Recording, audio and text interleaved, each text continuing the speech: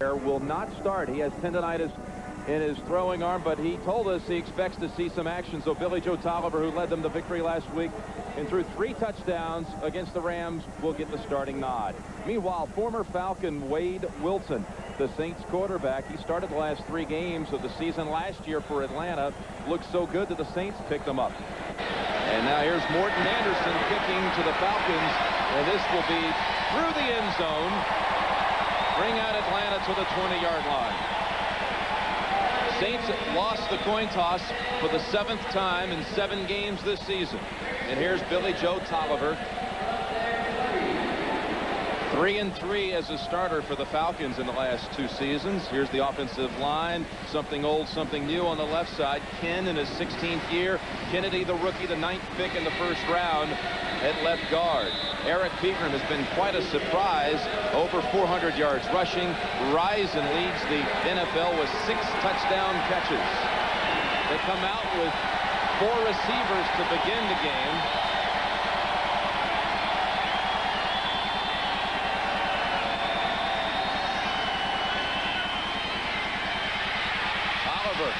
Long ball right away, and Haynes was out of bounds. Haynes, who has had big games against the Saints, Randy. New Orleans defense, surprisingly, has allowed 100-yard rushers each of the last 3 games. Up front, it's Warren, Goff, and Martin. And the linebacking crew, Ronaldo Turnbull, leads the NFC in sacks with 8 sacks. Johnson, Williams, and Jackson join him. And each member of the starting secondary has an interception on the season. 2nd down to 10. Saints actually showing 6 defensive backs.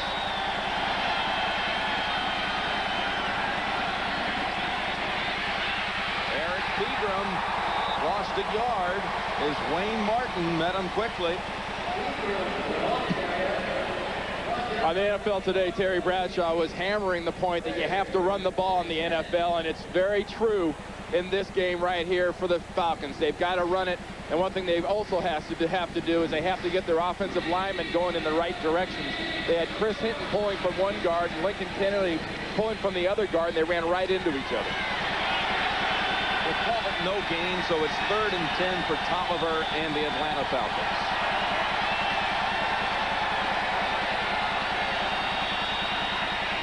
Pegram for 4 yards, but they'll have to punt it. 3 and out for Atlanta.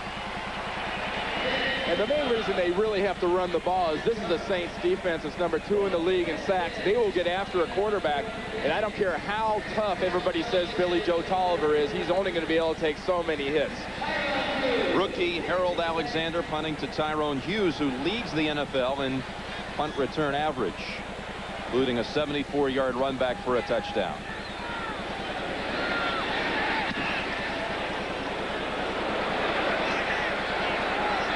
That is a 53-yard punt.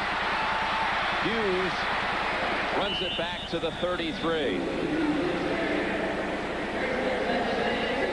Wade Wilson really struggled last week, as did the entire team. Misfired on his first 8 attempts, picked off on his first attempt. But he's been sharp in the other games this year. Offensive line with the 1st-round pick, William Roaf on the right side. Derek Brown is the leading rookie rusher in the NFL, over 400 yards. With Eric Martin and Quinn Early, the 2 receivers. Another 1st-rounder, tight end Irv Smith. Actually come out with 1 running back, Brad Mustard. And here's Brown, the solo running back, getting across the 35 to the 38. Atlanta's defense is ranked last in the NFL, last against the rush. They've allowed the most points. Up front, they start Archambault, Gardner Holt, and Gann. The linebackers, Connor, Jesse Tuggle with Jesse Solomon.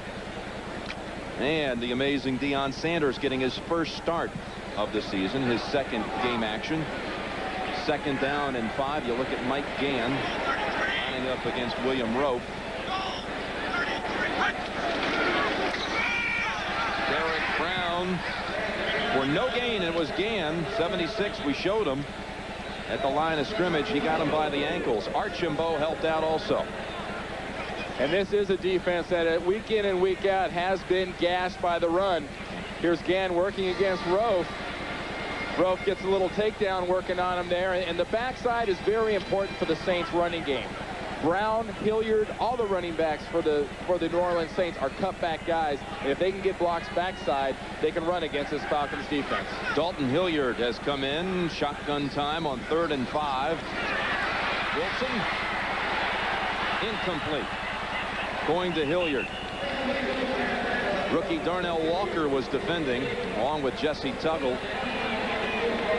And the Falcons, Jim, did something that they haven't done a whole lot this year. They got pressure on the quarterback, bringing only 4 people. And something to look for today is not a lot of that with just 4 rushers. With Dion and cornerback, they can man up with he and Walker, and they're going to be blitzing and bringing heat on Wilson because they've got to force turnovers. Tony Smith waiting to return. The punt of Tommy Barnhart. Ooh, good pressure. And a nice kick considering. Look at Smith break away. But Patrick Newman was there to finish him off.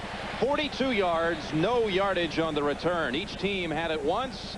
3 downs and out. First quarter at the Superdome. Look at the Saints offensive line. Jim Nantz, Randy Cross from the Superdome. Billy Joe Tolliver, his offensive coordinator June Jones told us he'll give you a hard day's work. What do you think of Tolliver as quarterback? Billy Joe is sort of a work in progress. He's just getting to the point now where Billy Joe can touch the ball, lob the ball, fit it into spots. No one's ever doubted Billy Joe's arm, but he's got an arm that not only his guys can't catch some of his passes, defenders can't catch some of his passes. He throws so hard. Got a tight end in the game. There he is in motion. Mitch Lyons.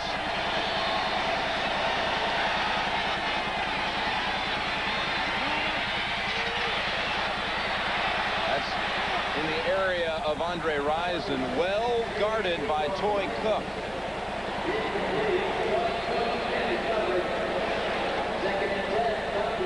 It's a real fine line with pass interference, and I think Andre Rison's got to tell Toy Cook, great job here, because watch the hand fighting, the, if you will, sort of chicken fighting that goes on in the backfield. Cook not looking at the ball. Look at that left arm on him. I think he got away with one there because he was not looking back and he was pushing.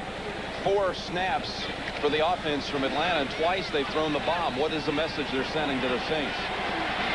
Everybody knows they're going to go long. I think the message they need to send to the Saints is we're going to complete some passes. 2nd down and 10. Straight ahead, Pegram. Only a 2-yard run.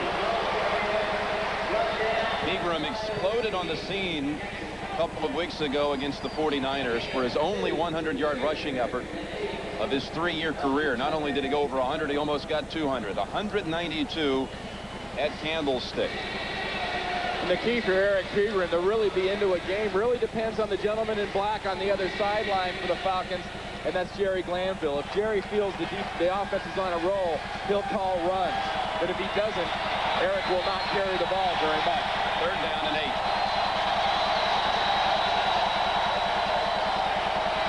Pegram again on 3rd down. That's twice on 3rd and long. They went to Pegram, and this time stopped for no gain by Ricky Jackson. Well, if you get it in the first series and you run a draw, I think people are maybe a little surprised. You do it the second series, you run a little delay trap thing with a draw inside. Nobody's surprised. And, you know, the Falcons, you got to throw the ball on 3rd and long. You're not going to surprise too many people with these draws. And the key to that throwing the ball is going to be protection. And if you don't have the faith in protection, you run draws. Low kick by Alexander. Fielded by Hughes at the 34 and breaks it to the 44, a 10-yard run back. Atlanta's had it 6 plays, 6 yards, no score. Here with 10:14 remaining in the first quarter at the Superdome. CBS Sports coverage of the National Football League is sponsored by the new Chevy S-Series line of trucks. So new from the inside out, everything else is history. Bigfoot Pizza from Pizza Hut, the biggest pizza you can get delivered.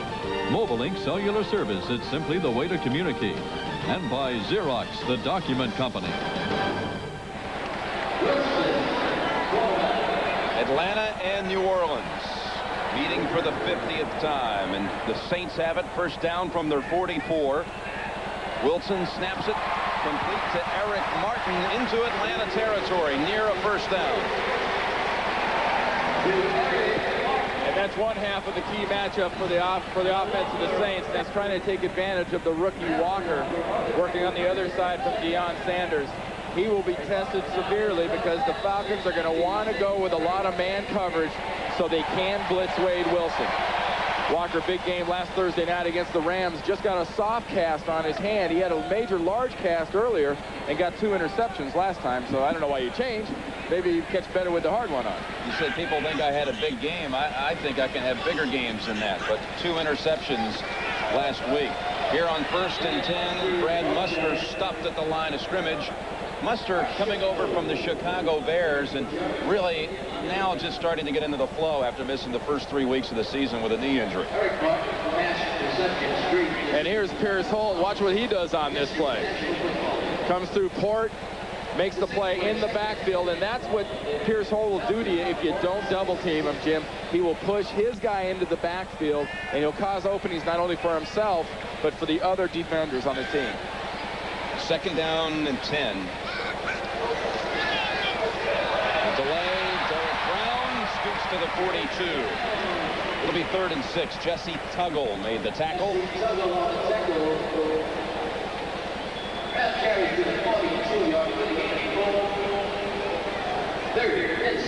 Tuggle plays this well. The Falcons use a very deep inside linebacker alignment, and it allows Tuggle to get through and react to this draw. But unfortunately for the Falcons, what it also enables the offensive line to do is double defensive linemen longer because they know the linebacker can't get there. 3rd and 6. And Wilson may have drawn him off with his cadence.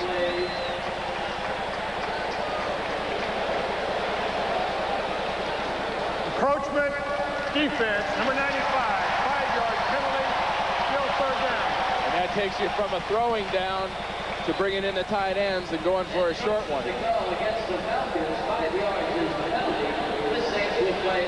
So the Saints will have 3rd and 1 at the 37.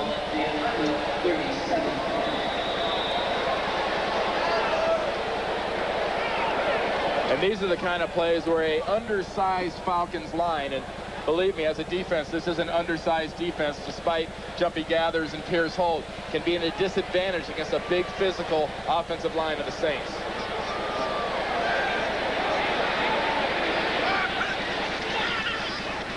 Running the option, Derek Ned, first down at the 29.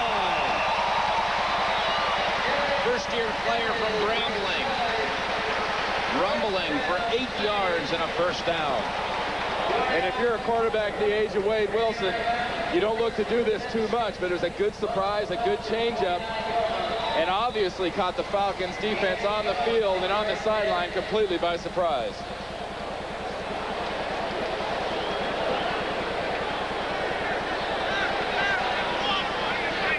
First down from the 30, we'll call it. Wilson hit when he released it. We'll rule it incomplete. That was a pass. Lester Archambault got to Wade Wilson at the point of release. And Pierce Holt had a great shot at getting an interception here. Watch Archambault come around the corner, working on Cooper. Cooper does a Nolan Ryan, a no-hitter, but watch the ball. Right there you see Pierce Holt, the right side of the screen, tried to dive in, and I guess one thing you don't do when you sign a guy to a guaranteed large contract as a defensive lineman is worry about whether or not he has good hands. Not a prerequisite. 2nd and 10. And Brown ridden down by Chuck Smith. Pierce Holt also got to him after a run of about 4 yards. Derek Brown, rookie from Nebraska, 411 yards coming into the game, tops for all rookie running backs in the NFL. He told us when he first got drafted by the Saints, he thought that they had too many running backs. He said, I'll be lucky if I go down there and play special teams. I thought maybe I'd even end up on the practice squad. I think Derek Brown was very astute in his assumption there when he came here, but all he's done is put together some great numbers. He's a very explosive, quick back, kind of like Dalton Hilliard when he was a little younger. 3rd and 7. It's Ned again out of the backfield. He gets the double whammy job at the 24. Tracy Eaton, Chuck Smith over there.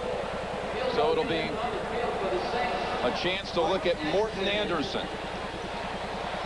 5 times in his career he has defeated the Atlanta Falcons with a field goal in the last 2 minutes. He went into that last Atlanta game threatening to break the NFL record for consecutive field goals. He did it then 25, and ever since then he's kind of struggled. He missed a short one in that game, and he's had kind of a tough time. This is a 40-yard attempt.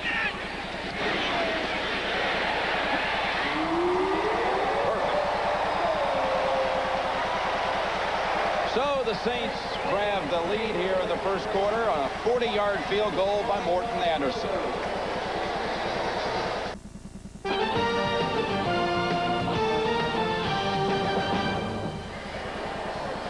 Saints driving 33 yards to set up the Morton Anderson field goal, lead 3-0. And what do you expect to see from the Falcons with their 3rd possession? I think from the 3rd possession, they have got to throw some real pass plays, not 60 yards down the field and a couple draws. If this is the red gun, this is a high-tech offense, you better start looking like it. Here's the NFL's top kick returner, Tony Smith. Joel Smingy got him at the 21-yard line.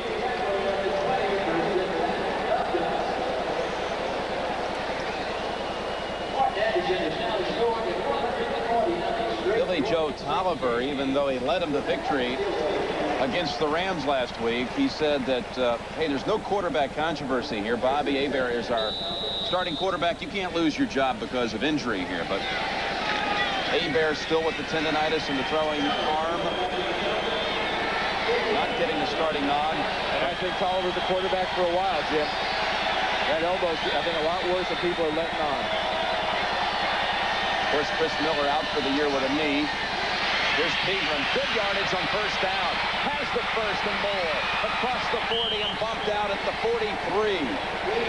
22-yard run by Eric Pegram. And those are the kind of plays that Eric Pegram needs to have, so Jerry Glanville will have the faith in the running game. Good job backside by Mitch Lyons. Getting a nice block on the outside, opening up that side for Pegram. And this is something that's been done against the Saints the last 3 weeks.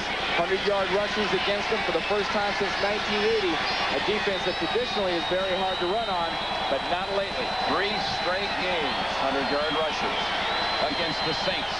First down for Atlanta. Tolliver, wide open room to run it. And not quite to the 50. They closed on him quickly. Johnson and Williams. And it's update time, so let's send it back to New York. Greg Gumbel, take it away. All right, Jim, in Tampa, Brett Favre's 51-yarder to Jackie Harris set up that quick look in to Sterling Sharp, 7 yards and a touchdown. The Pack leads the Bucs 7-0 first quarter. Jim and Randy? So Green Bay 7-0 in that one. Here the Saints lead 3-0. Tolliver was shaken up on that hit, and Bobby Hebert swarmed with boos here in New Orleans as he takes the field for the first time in an Atlanta uniform here. Well, Billy Joe did not slide, and he paid the consequences. He got a shot right on that right arm, right shoulder area. And this is the reason Bobby Hebert, bad elbow and all, is in the game. Right there, helmet, shoulder pad on the shoulder and elbow of Billy Joe. And he's in pain. Bobby Hebert's in the game, and what a surprise. They're booing Bobby in New Orleans.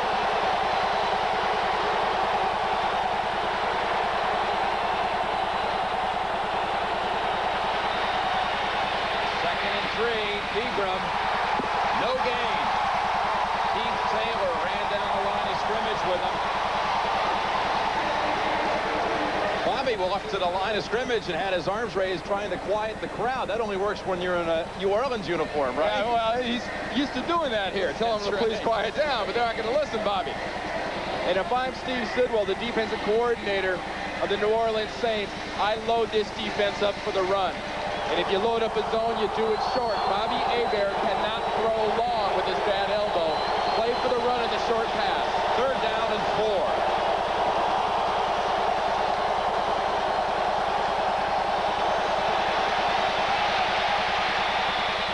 Hebert connects for the 1st down into New Orleans territory.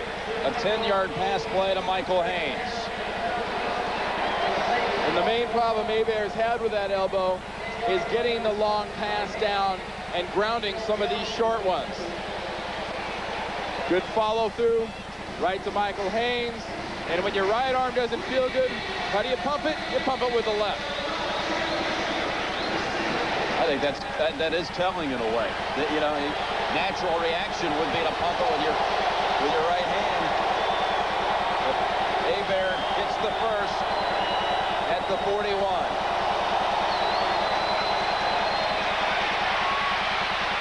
Andre Rison at the 30.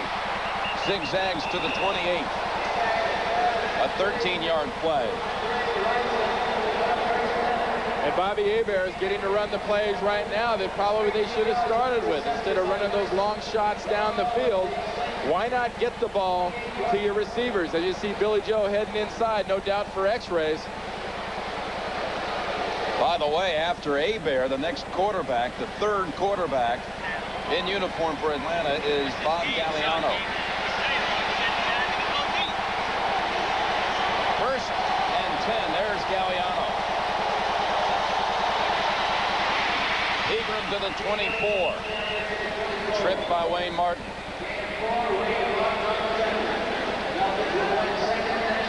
You saw the Packers take the lead on the pass to Sterling Sharp. And the Jets up early on the Bills. Not how the Jets start, it's how they finish. No lead is safe in New York. That's right.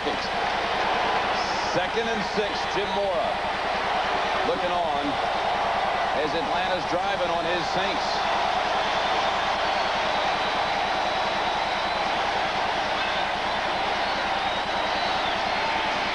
Pegram darting for the first and driving to the 15.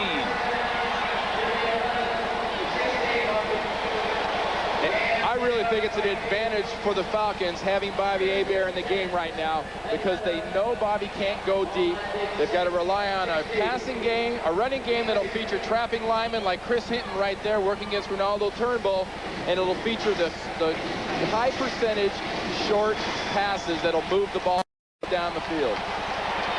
Last time Bobby played on this field was in a playoff loss, a stunning loss to the Philadelphia Eagles earlier this year in January.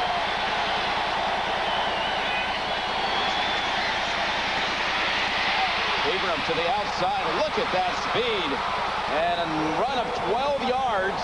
It'll be 1st and goal at the 4. When you draw a play like that up, you say, okay, Pegram, take the ball. We're going to run it right in here, maybe right in here. What you don't write up and what you don't play for is this type of ability. A quick draw designed to go inside. You don't design for speed. You don't plan for speed. You're just grateful you have it in a talented running back like Eric Pegram. Clock running down in the 1st quarter. And the Falcons will just take it to the other end of the field. That's now 7 straight games against the Saints where Atlanta has failed to score in the opening quarter. But they're certainly threatening a goal-to-go situation when we come back. At the end of the 1st quarter, New Orleans 3, Atlanta nothing.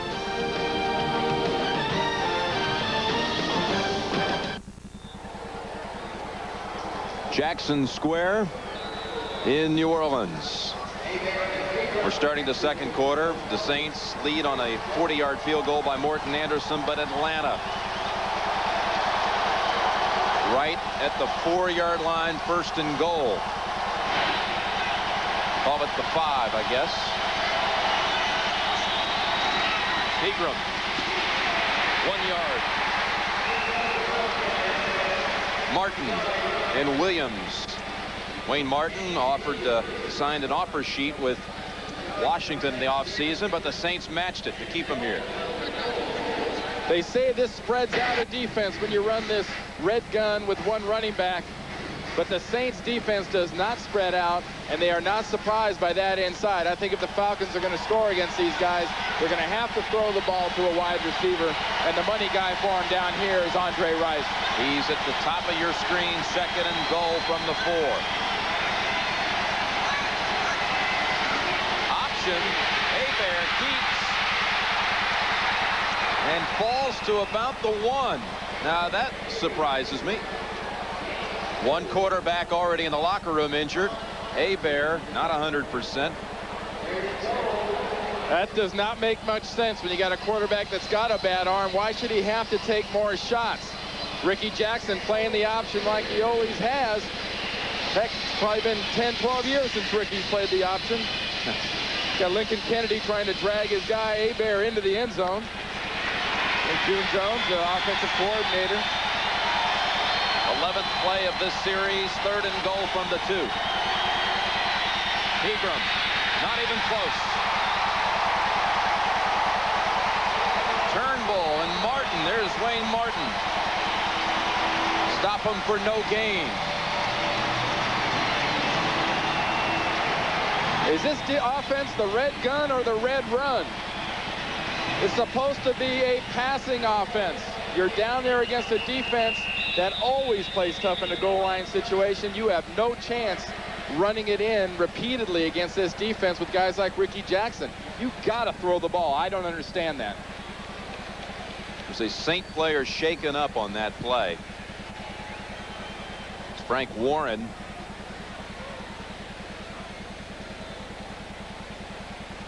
And we've all got to keep a real close eye on Bobby Hebert. You know, if Jerry Glanville had his druthers, he would not have Bobby Hebert in this game. And this is really risking kind of the long term, I think, for the short term. You're getting Bobby Hebert in there. You've got to play him in this situation. But I really think a lot of the conservative nature of the calls is predicated on the physical condition of Bobby Hebert's elbow. See Jerry Ray, the trainer of the Falcons, taking a look at Bobby's elbow. But Bobby's elbow is no excuse for not throwing a ball from the 2-yard line. He can lob a ball 6 yards into the end zone. An ovation for 12-year veteran Frank Warren, who hobbles to the sideline. Norm Johnson, meanwhile, for Atlanta, will attempt to tie this game on a mere extra point distance. He's made his last 15 field goals when you go back to last season. He is perfect on this season for field goals and extra points. 15 used to sound like a lot. Now you got guys like Anderson with 25, yeah. John Carney with 29 in a row. That is actually, though, having seen Carney miss after setting the record, and Anderson, that is the longest streak alive in the NFL. It's a 19-yarder. Alexander on the hold, and the game is tied.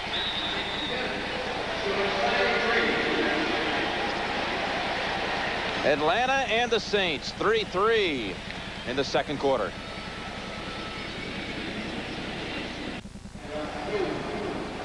Well, Atlanta had it for 12 plays and 1st and goal from the 5. They manage a field goal to tie this game, and Billy Joe Tolliver has come out of the locker room.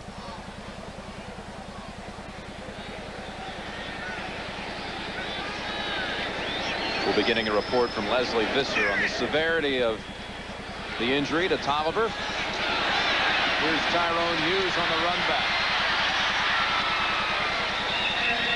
Hughes falls at the 24.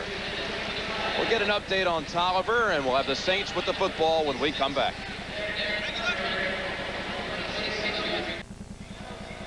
This game summary is sponsored by Pizza Hut. Hebert in relief for Tolliver threw 2 passes on that series and 2 field goals in this game. Anderson and Johnson tied at 3. Let's get a report now on Tolliver's injury. Here's Lesley Visser. Jim, Billy Joe Tolliver has a slightly separated right shoulder. As you mentioned, he came back out on the field. He could play if needed. This is the same shoulder that he hurt last year, so he's had trouble with it before. Jim, we have a couple of quarterbacks with a couple of sore arms. Boy, you're not kidding. And Galliano is the 3rd quarterback and getting closer to maybe seeing his first action as a Falcon. Saints first down, play action. Wilson lobs it. Sanders picks it off. Dion running down the sideline. Gann in front with a block. And Sanders runs it back to the 5. This week, Randy Cross said Deion Sanders is the best one-on-one cover man in pro football. And he had the pick on that play and had it read pretty well, too. And what Deion does here is a lot what Rod Woodson did last week for the Pittsburgh Steelers. And that's sort of play center field, sort of play jack of all trade, and go where he sees the ball going. If you can cover the best runners and the best receivers with somebody other than your best cover man, it frees him up to be a bigger factor in the defense.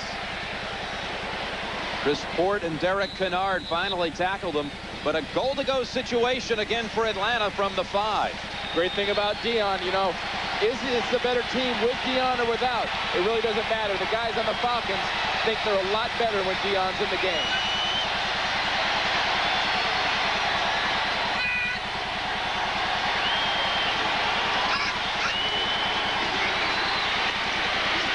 Run again, and Pegram just back to the line of scrimmage. Vaughn Johnson stopped it for no gain.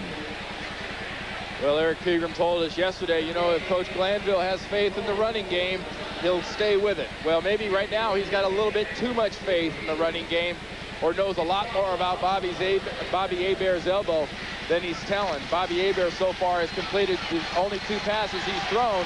He has got to get this ball in the end zone and in somebody's hands for 6. Don't run it again. 2nd and goal.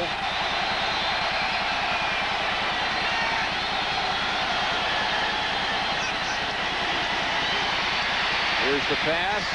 Back to the end zone. Risen. Touchdown.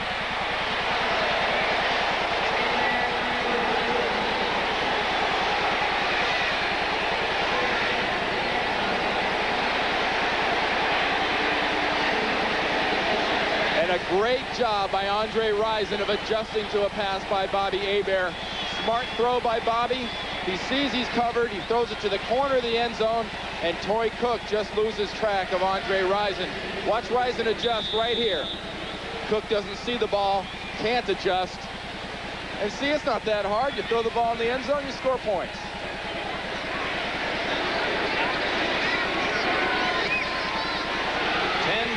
Atlanta. Rison with his 7th touchdown of the season. That's tops in the league. And the Falcons winning on the road.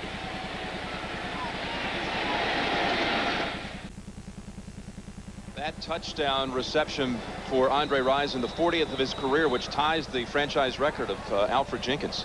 I like that. Let's throw a pass. Let's get in the end zone. Let's get some points. The key, though, for the Falcons is going to be getting pressure on Wade Wilson. The defense has been so effective so far. If they pressure Wilson, they'll make mistakes like the last time. Hughes in trouble.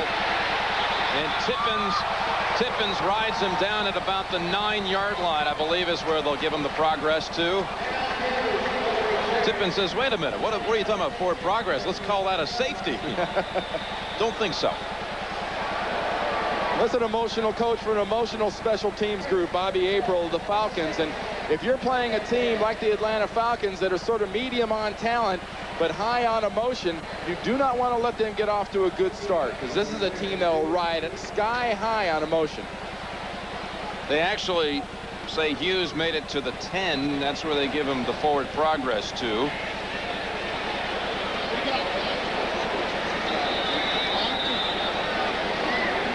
And this will now be a test of patience for Carl Smith, their offensive coordinator of the Saints. Of coming out, showing the faith in Wade Wilson, and patiently moving the ball.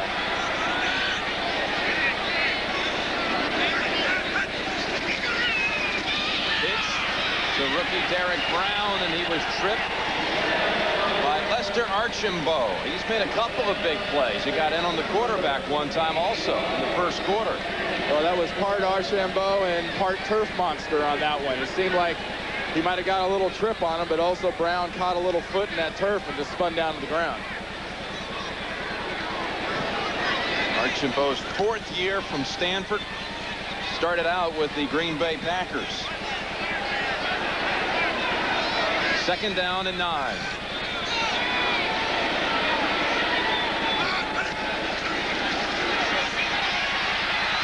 Wilson swarmed under. for the first sack by the Falcons. And Jesse Tuggle in there. Let's talk about a collapsing pocket. What happens with a collapsing pocket? Here's the pocket the way you want it. Watch the Falcons turn the pocket into something that looks more like that on Wade Wilson. Jumpy gathers, Pierce Holt, Smith, the whole group coming through here, just collapsing the pocket inside, and Jumpy finally gets them. That is how you rush a passer down by the goal line. You just push the pocket back into his face, and nobody does it better than Jumpy Gathers. Jumpy Gathers, originally drafted by the Saints and played here for 6 years. 3rd and 12. Wilson is throwing it away. He went down, too, after he released it. Chuck Smith knocked him down in the end zone. Saints now will have to punt out of the end zone. And what the Falcons are doing, they're manning up on the outsides, and they're bringing a little bit of everybody. It's a safety, it's a linebacker, it's a middle linebacker. They're mixing it up on Wade Wilson, and right now the offense of the Saints looks confused. Much like the Saints offense in the first half against Pittsburgh last week. Yeah, but last week was a landslide. This is more of a few pebbles down the hill compared to that one.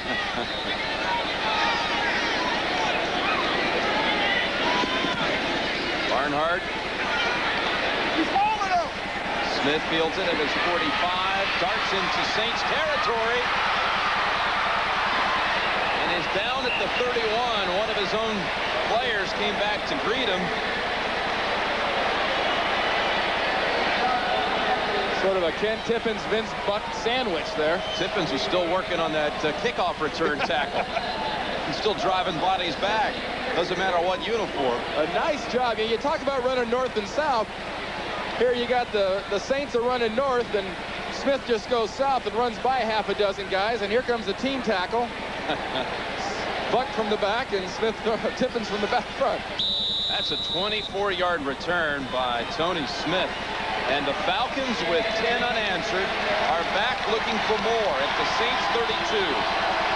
Remember, we'll see short passes out of Hebert, but he has receivers in Haynes and Wisen that can take it from a short distance and make them long ones.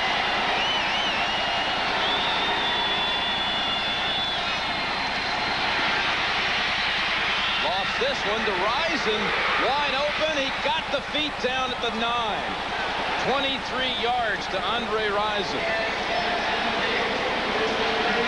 And what a nice job by Bobby Hebert of timing this pass. It does not have the zip you expect of a Bobby Hebert pass, and it won't because of this elbow. But he times the break, a little wobbly, but he puts it where it needs to be.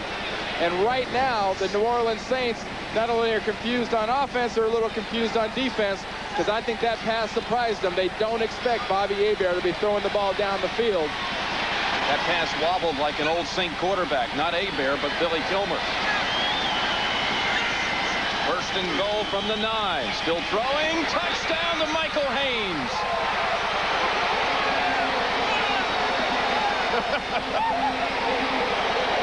He's putting those flaps down. See, when you start doing that good, you can celebrate with the right arm and the left arm. And here's an example of that short passing game. You get Reginald Jones, you turn him around, and you hit a receiver with that kind of speed like Haynes. Does he enjoy it? I'm going to play airplane.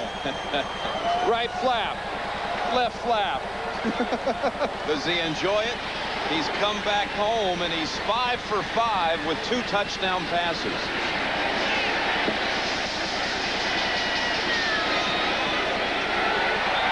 (17-3). The Falcons have scored 17 points in the first 5.5 minutes of the second quarter.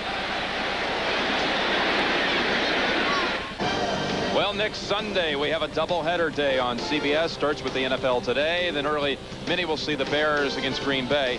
The Cowboys-Eagles game has been shifted to a 4 o'clock start Eastern time.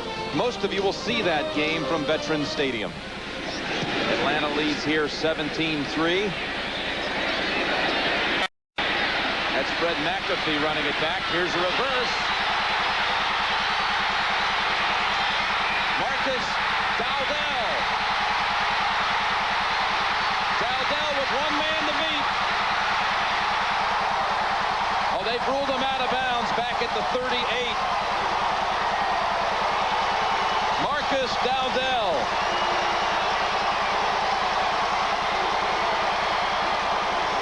What a shrewd way of getting this crowd back into it by Jim Moore. Watch Dowdell. He's on the right side, number 80. Here he comes. The entire kick coverage team of the Falcons commits inside, and now it's just speed. You're not going to catch him with a linebacker. Watch him step out of bounds here. Alton Montgomery just makes him vary his run enough to put that left foot out of bounds. He must have just barely grazed that sideline mark. Back at the 38. A nice mark for the New Orleans Saints crowd, a nice mark for the New Orleans Saints. But what the offense of the Saints needs is a little bit of success. They had no success last week as they got throttled by the Pittsburgh defense, and they haven't had much success here against the Falcons so far. Two tight ends into the game. Pass deflected by Jesse Solomon, and there is a flag down.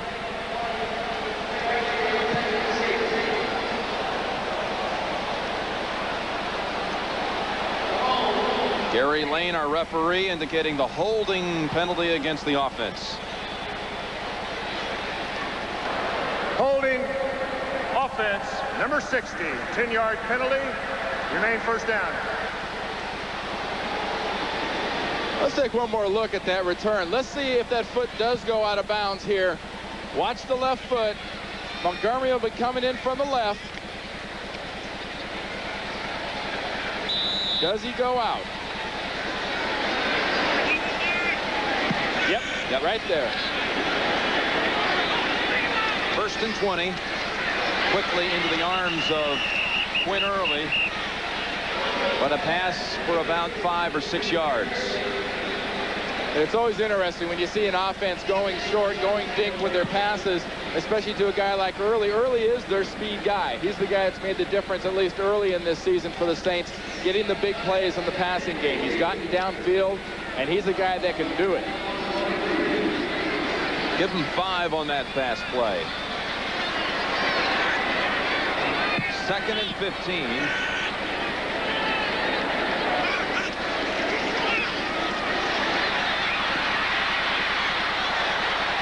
No one in the area.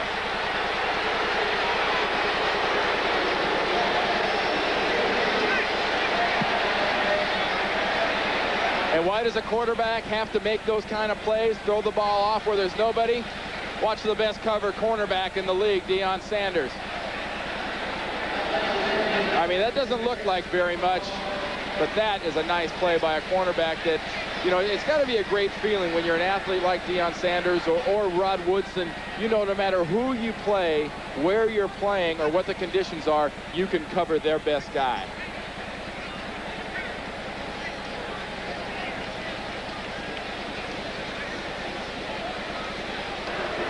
Offensive pass interference, number 24, 10-yard penalty, remains second down. Never saw the flag, but the Falcons take the penalty to back the Saints into their own territory at the 47. And Jim Moore's offense right now is in full screeching reverse. I mean, they are going backwards. And when things go bad for you, they go bad in clumps. A big play, a great special teams return, and right now the offense is squandering what was a good opportunity. Yeah, how about second and 25? There's no play in your playbook to set this one up. How about a shuffle pass? Another flag down. That was Dalton Hilliard, chased by Jesse Tuggle. I think you're looking at another hold inside on that last shuffle pass.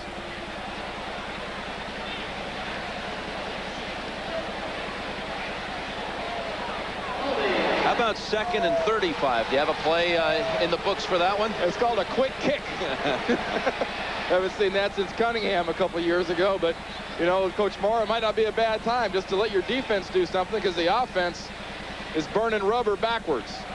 They may refuse this. Holding offense, number 70. Penalties declined, third down. So third and 25. The Falcons declined the penalty. with 8:08 remaining in the second quarter. And with this type of a situation, 3rd and 25, you're better off usually doing two things: running a delayed type of a screen, maybe over the middle, or throwing the ball 10 yards down the field to a receiver and hoping he can take the ball the rest of the way, but not taking too many chances and letting something negative happen. And I'm sure Carl Smith, you see, the offensive coordinator of the Saints, has got to have something like that in mind. So an offense was leading the league early, was getting all kinds of high-tech raves in the last 2 weeks, has been dormant.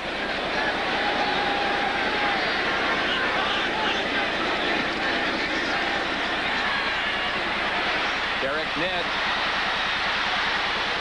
brought down at the 40. 14-yard play. Did he get it deep enough to bring out Morton Anderson for some 56, 57 yards, or do you punt it here? If I have Morton Anderson, I use Morton Anderson. I mean, they might punt here, but if I was making this choice, I'd let my guy Morton try to poke a 57-yarder, because he can make that kind of a thing, especially indoors here.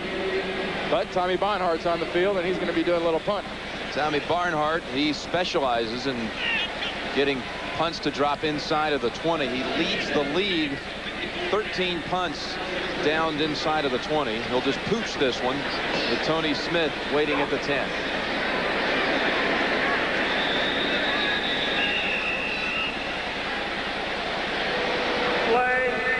Offense, 5-yard penalty, remain 4th down. I think the Saints were just hoping for something to happen from the Falcons standpoint to give him a gift 5 yards, and now it just gives Tommy Barnhart 5 more yards to make something happen. 3 times in this half, the Saints have had it 3 plays and a punt. And remember, that's 3 plays and a punt against the 28th last team in the league in defense.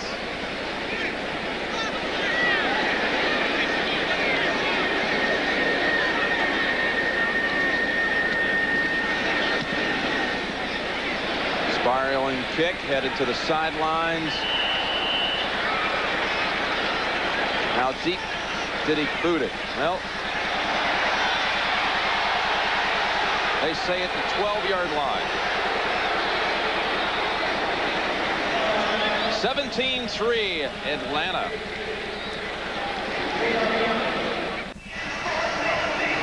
The sold-out Superdome has been silenced by the Atlanta Falcons surge here in the second quarter.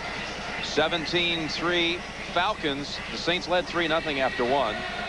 Jim Nantz along with Randy Cross. Deion Sanders had a big interception to set up a touchdown. And since Billy Joe Tolliver went out with a slight separation in his right shoulder, all Hebert's done is come in here and power this offense. Look at that difference. What's more significant, even more than the 8.2, is the 2.9 for what was one of the top offenses in the league.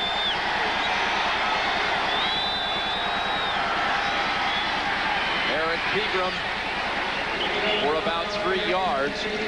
You know, Hebert played 17 minutes, a quarter and 2 minutes in the first encounter this season, and threw 3 touchdowns. Here he's not even played a full quarter yet, so call it 2 quarters of play on the season against his old teammates. Hebert's thrown 5 touchdown passes. He will not be invited to anyone's house on the defense tonight for a little dinner and a few cold ones. That will not happen. You see Tolliver's got that ice bag on, but this Atlanta offense with Hebert pulling the trigger has been a real offense. Not long bombs and a couple runs. They've really spread it out. 2nd down and 7. Back to Pegram. What a nice burst this running back has across the 30. Whitfield helped clear him to the 31. Maybe it's time to stop talking about this defense so reverently. Watch the job that are done by the inside 3 linemen of the Atlanta Falcons. You got Hinton, you got Kennedy, you got Dukes. Chris Hinton doing a great job on the backside, and they just open about a 5-yard gash in the middle of this defense. And at this point, the Falcons offensive line is having their way with the New Orleans Saints. Pegram has rushed for 70 yards already. 1st pressure. Oh, that ball batted down by Mike Pritchard.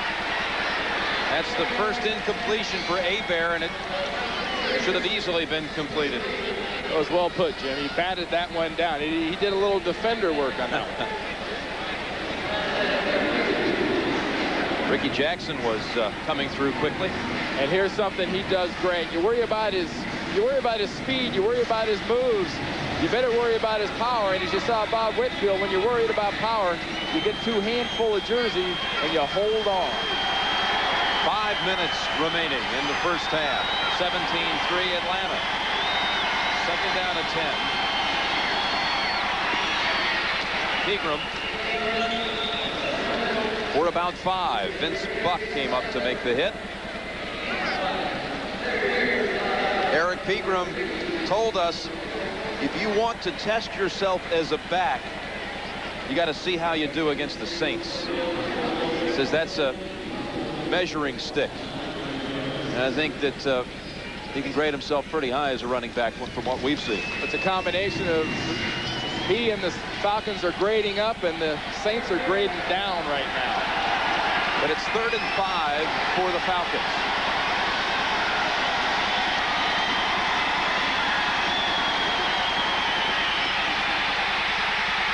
Hebert is sacked by Robert Goff.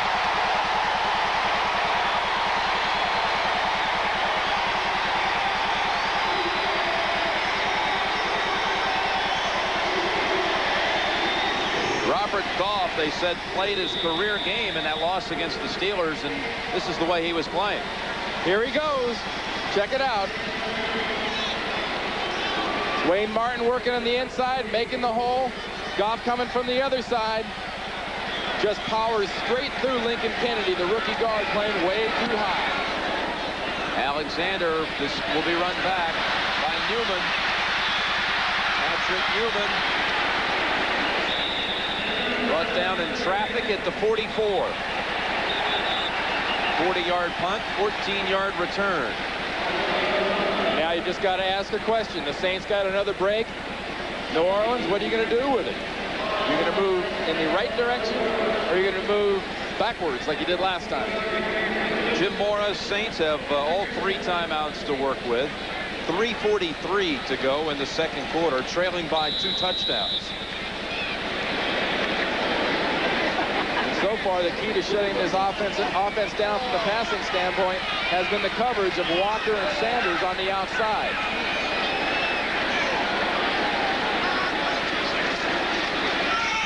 Derek Brown, Scott Case stood right there looking for the fake, but he made the tackle. Give him maybe a yard. It's kind of interesting, Jim. We talked about how New Orleans has got to be crowding up, thinking pass. Bobby Hebert won't throw down the field, stuff the run, and that's exactly what the Falcons are doing right now. They're taking their shots. They're bringing 8-9 guys up near the line of scrimmage or manning up on the outside, and so far they've got Wade Wilson and the Saints offense pretty befuddled.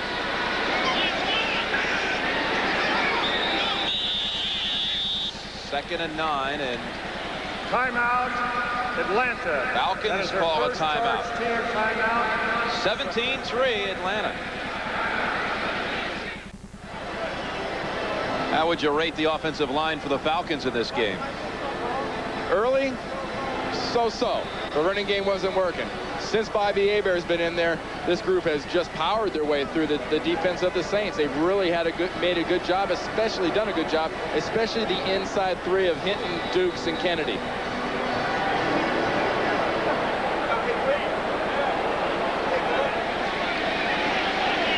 Derek Ned in for New Orleans. Second down and 9.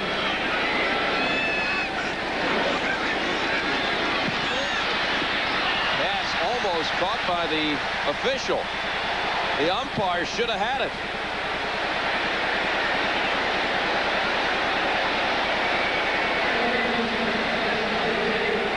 Well, you've heard of players wanting to kind of crawl under the carpet when something happens.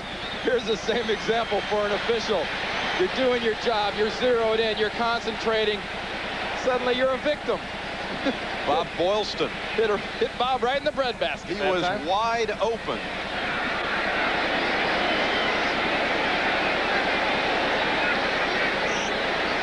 Hit him right between the U and the 101 on his jersey. 3rd and 9. Wilson zips it to Quinn early, and that's near the first. They've got the first. Pass number 2,000 in the career of Wade Wilson. Started his career 11 years, in fact, with the Vikings. And when the Saints finally made the playoffs, they're still looking for that elusive first playoff victory. They lost their first playoff game against Minnesota right here, and Wade Wilson was the opposing quarterback. Many will recall the Hail Mary pass to Hassan Jones before the half of that one. First down pass thrown behind rookie Irv Smith from Notre Dame. You say people are going to recall that Hail Mary pass in that game against Minnesota and New Orleans. I remember the next week they came to San Francisco and did the exact same thing to us, and Wade Wilson he beat us like a drum. He and Anthony Carter killed us. This is a guy that has added the big play factor back to the offense here in New Orleans. Bobby Hebert was more of a consistent, high percentage quarterback. Wade Wilson has brought the ball down the field. 2nd and 10. It's 2:19 to go in the half. There's Quinn early. Sanders on the coverage, and Sanders knocks him out of bounds at the 31. 14-yard play. A nice matchup of a good cover cornerback working against a good wide receiver who wants to make the big plays. One thing you will see Deion Sanders do is give a receiver room. He will play off a receiver sometimes, and a lot of that comes from the fact that he has such faith in his ability to break back on the ball. But that time Wade Wilson threw the ball into a spot that Deion Sanders could not break into. Well, we've reached the 2-minute warning. Saints are driving but trailing 17-3. 2 minutes remaining in the second quarter, and the Saints are driving. Deion Sanders went through a rigorous workout on Wednesday, and he said that his muscles were aching. He said the only muscle he'd been using in baseball the last 2 months with the Braves was his butt muscle, sitting on the bench. Well, I tell you, this is the guy that's still under medication. He's had the lung ailment. He's got some problems with his conditioning. He hasn't been doing anything but riding pine for a while. Could be a factor later in the game, testing him early. So far, they've tested him late. They've tested him early, and they've lost. Sanders with an interception in this half. First down run. That's Derek Brown. How about Sterling Sharp? 3 touchdown catches in the first half.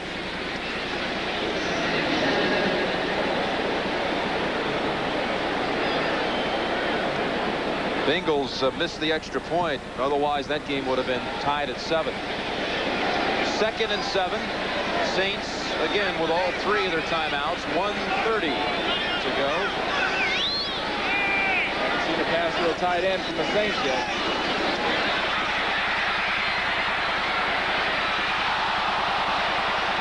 That was in the hands of Torrance Small. Should have had it.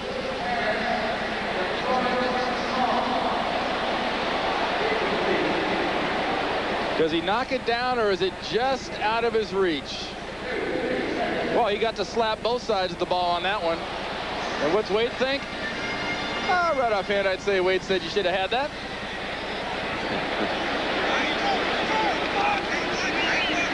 Let's see what Wade does here on 3rd down. 3rd and 7. Comes the blitz. Case was coming up. Got the pass away to Eric Martin. Diving catch for a first down. 11 yards. Timeout called by New Orleans. Good job by Wade Wilson, because he sees this blitz coming. You see the 4 down linemen. Here comes Tuggle. Here comes Case from the outside.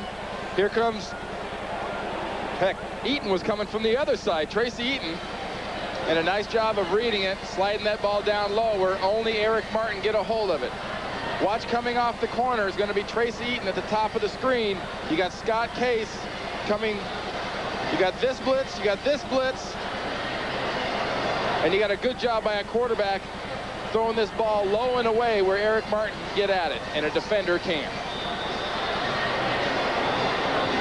It's like a body slam, too, on the right side of that offensive line for the Saints. I believe it was William Rope.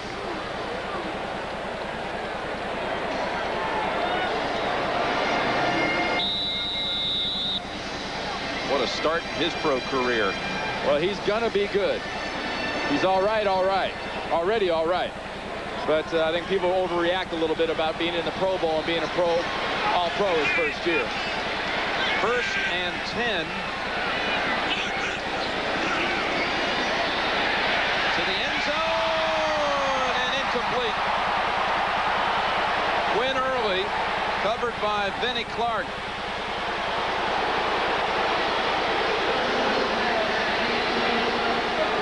Vinnie Clark, he of late of Green Bay. One of the criticisms was his man coverage abilities. As he looks back, I don't care what the local crowd says. If you look back, if you're looking in the direction where the ball's coming from in the quarterback, you get away with a lot of sins. 1:09 to go in the second, and it's 2nd and 10.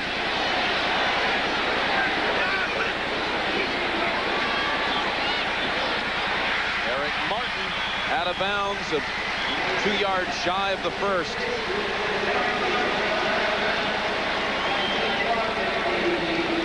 You have to be impressed right now with the composure and the calm that the Saints have showed right here. Getting the ball at the end of the half, a 2-minute warning. A lot of teams would hurry and try to make things happen. Very, very patient. Nice job so far of Wade Wilson and the Saints coaches of getting him into position to get a touchdown so they can move within a touchdown to the Falcons.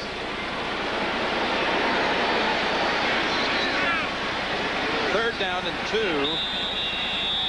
And another timeout called by the Saints. Coming up at halftime, back to New York for the scores and highlights. Plus, is artificial turf hazardous to the players' health?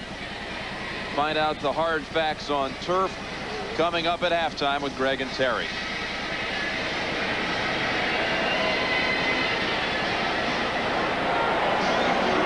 Catching a little glass of water and a quick blow on his knee there, because you know the Saints are in a position right here. They could run the ball. They've got a shot here at short, but Deion in the pass coverage will be tested.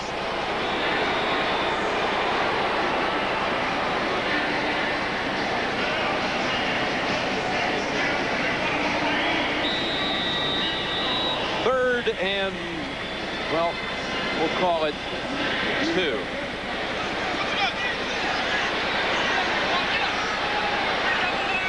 Stowers has come in, number 49, lined up on a wing to the left. Running for the 2 yards and losing 1. Jesse Tuggle just drove him back, and they've already brought Morton Anderson onto the field. And Jesse Tuggle, we talked about how deep those linebackers play. He's at the top, coming from his middle linebacker position. Nicknamed the Hammer. And he puts a hammer right in Brown's forehead, right with the helmet. Good play. For Tuggle, that was career tackle number 1,000. He stacks up some awesome numbers. Pro Bowler. 27-yard try is good. So Anderson accounting for all of the New Orleans points. Atlanta leads by 11.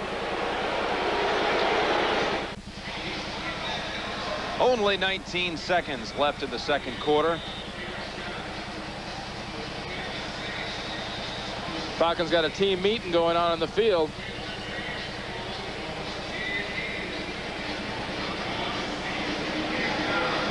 You know, they were talking a great deal about what a win would do for Atlanta and how it could really reshape, reconfigure that NFC West race were they to win this game today. And coming in, the Saints were 5-1. If the Saints were victorious. They have a 5-game lead on Atlanta, but let's look the other way for a moment. You had 5-2 at the top in Atlanta, 2-5. That's pretty compact in the West, if that's the case. And it is a division, remember, where there have been some big leads in the past. New Orleans has gotten big leads and lost them in division races. San Francisco's gotten big leads and lost them in division races. 49ers play Phoenix later today. Look at Mike Ken. What do you think of that game today? Phoenix looked so impressive against the Redskins a week ago. Well, I really think that the whole key on that is going to be that defensive line. We saw that career game that Eric Swan had for Phoenix. If they can't control the defensive line and Eric Swan with the Cardinals, I don't think the 49ers can win. Tony Smith falls at the 15. You know, talking about the records in each division, the NFC West usually turning out a couple of 10-plus win teams, but at this point they're ranked 5th of the 6 divisions. I think one of the things that does sort of skew that from normal is the 49ers do have 3 losses, sitting at 3-3 right now at this point. That makes it unusual, I think, for the NFC West, but I think it also speaks volumes for 2 conferences that are really on the rise, the AFC West, and especially I like the Central. I love the Steelers. After seeing what they did against New Orleans last week, I was very, very impressed. They're the AFC equivalent right now of what Dallas is doing in the NFC. So the Falcons will be more than satisfied with a 17-6 halftime lead. Bobby Hebert with a couple of touchdown tosses. And that's the end of the first half. With the score, Atlanta 17 and New Orleans 6. CBS Sports coverage of the National Football League is sponsored by Oldsmobile, Hewlett-Packard DeskJet and LaserJet printers, Miller Lite, great taste, less filling. Can your beer do this? And by UPS, the package delivery company more companies count on. The NFL Today Dockers halftime report is sponsored by new Loose Fit Dockers. Nobody does pants like Dockers. Welcome back to our studios, everyone. Here in New York, Greg Gumbel along with Terry Bradshaw. Halftime of the game at the Superdome in New Orleans. The Atlanta Falcons all over the New Orleans Saints at this point by a score of 17-6. You might recall in the pregame show we talked about Willie Roth, the offensive tackle for the New Orleans Saints. How's he doing? Oh, God, I'm so glad you asked, Greg. Of course, he did graduate from Louisiana Tech, one of the great institutions in the world. But I wanted to show you, last week against the Pittsburgh Steelers, Willie Roth gave up his first 2 sacks of the season. Now, he is a rookie offensive tackle, number 77. I want you to watch the job he does here on this pass. Notice he picks up the stunt and with his left hand pushes the tackle down to the ground. Look at this job. Now he comes out and picks up the corner who is blitzing off of the slot, takes him up in the air, body slams him to the ground, and Greg, he didn't have to do that because that guy blitzing was the responsibility of the quarterback. Great job by William Roth of Louisiana Tech University. I think we've established that. The big news for Atlanta, of course, is the performance of Bobby Hebert, who has come on in relief of Billy Joe Tolliver, out with the slight separation of the right shoulder. In Tampa, the Packers leading Tampa Bay by a score of 24-0. Just seconds remaining in the first half of that game. A little cooling off action on the side. Brett Favre throws over the middle to Jackie Harris. Perfect place to go. 2 safeties go into cover 2. It means they split to the outside. Harris beats the inside linebacker. Favre reads it, gets in the ball. Now Favre, 7 yards to Sterling Sharp. This was just the start of an awfully good day for Sterling Sharp. Here's Favre for the quick out again to Sharp. You got to love this. 3 steps, pop him with the ball, outside move, back to the inside. No safety help there. 30-yard TD reception. Great move by Sharp. And then to wrap things up for him in the first half, Favre, 11 yards to Sharp. Once again, 3rd touchdown connection of the day for those two. 24-0, the Pack leading Tampa Bay. At the Meadowlands, the Jets leading the Buffalo Bills 7-6. Brad Baxter, 1-yard touchdown run for New York. They're at half. Also, they're at halftime at the Astrodome in Houston, where the Oilers are trailing the Cincinnati Bengals by a score of 9-7. Well, there is growing concern around the league about the increasing number of injuries attributed to AstroTurf. 2 weeks ago, Wendell Davis tore the patella tendons in both knees, an injury that most doctors say only happens on AstroTurf. Same Sunday, defensive end Steve Entman of the Colts went down against the Cowboys, tearing the patella tendon and the 2 ligaments in his right knee. I'm a big fan of grass now that I've lost 2 knees to the turf. You know, both my injuries were those things where my leg was just planted a certain way, and, you know, the foot got caught in the turf, and there went my knee. Last Sunday, Giants receiver Mike Sherrard became the latest to go down on artificial turf, dislocating his left hip before he was hit on the play. AstroTurf is non-forgiving. I mean, if you make a step, you're going to stick. Hopefully one day this will be an AstroTurf free game. It will be all grass fields. Mike Sherrard was released from the hospital yesterday. He says he'll attempt a comeback. Now, the league has long held that as many injuries happen on natural grass as artificial turf, but we have obtained a copy of a league document that says otherwise. The report, compiled by University of Iowa Dr. John Powell, is the result of a 10-year NFL study that looked at 1,081 knee injuries. It found 2 groups of players, offensive linemen on pass plays and special team players on kick returns, suffered significantly higher number of serious injuries on turf than on grass. You won't find many players who will advocate the use of artificial turf over natural grass. I'm glad to see that survey's out, because I never could believe that our grass, natural grass, was as harmful as artificial surface. Artificial surfaces are hotter. You stick to them. They cannot come up with a shoe sole good enough to help you not catch that turf, and that's where most of the injuries come from, Greg. Not only that, but you get abrasions on it, and if you've played 12, 14 years in the league, you end up with arthritis in your knees and your joints. This report also says, Terry, of the 18 ACL sprains attributed to AstroTurf, 14 may have been prevented if they had been played on natural grass. On that basis alone, it's incumbent on the league to just eliminate artificial turf because it's a danger to the players. Yeah, but you got dome stadiums. What are you going to do? Well, we'll work on that one. All right. We'll have more after a word from your local station.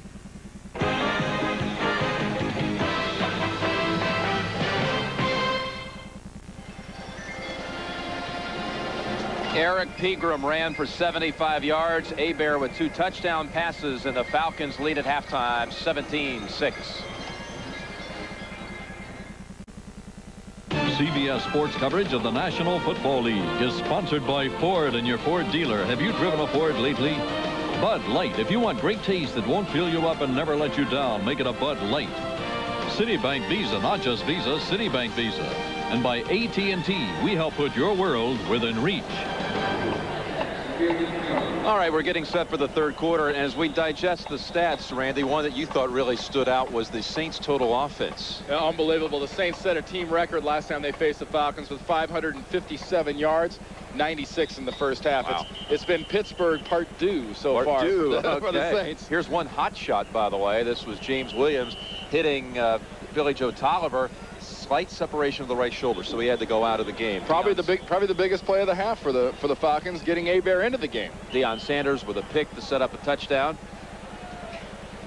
And let's show you the 2 touchdown tosses. First, it was to Rison, his 7th of the season, and then Michael Haynes, who has feasted on New Orleans.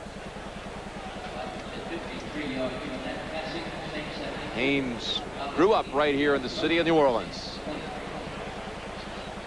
Hey, look, Ma, I'm an airplane. Hebert has landed at the Superdome.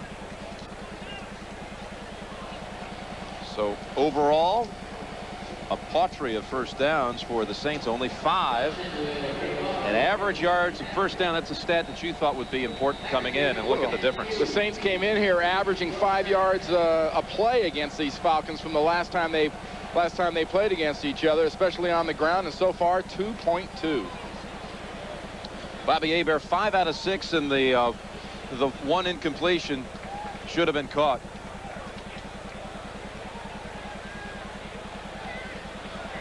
McAfee chasing it and going out of bounds. What a way to start the second half. I said a paucity of first downs for Jim Mora's team, and now they will begin at the 8-yard line. Can you believe that? You look at Jim Mora there. He's kind of staring down there. He's got that I hope that guy comes down here my way, and I'd like to have a word with Mr. McAfee. Look, I think Mr. McAfee's going to take a different route.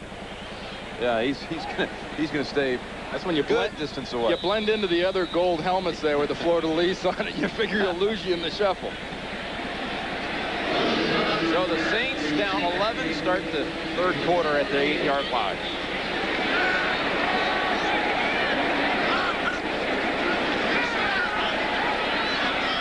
Wilson, Martin hit by Darnell Walker.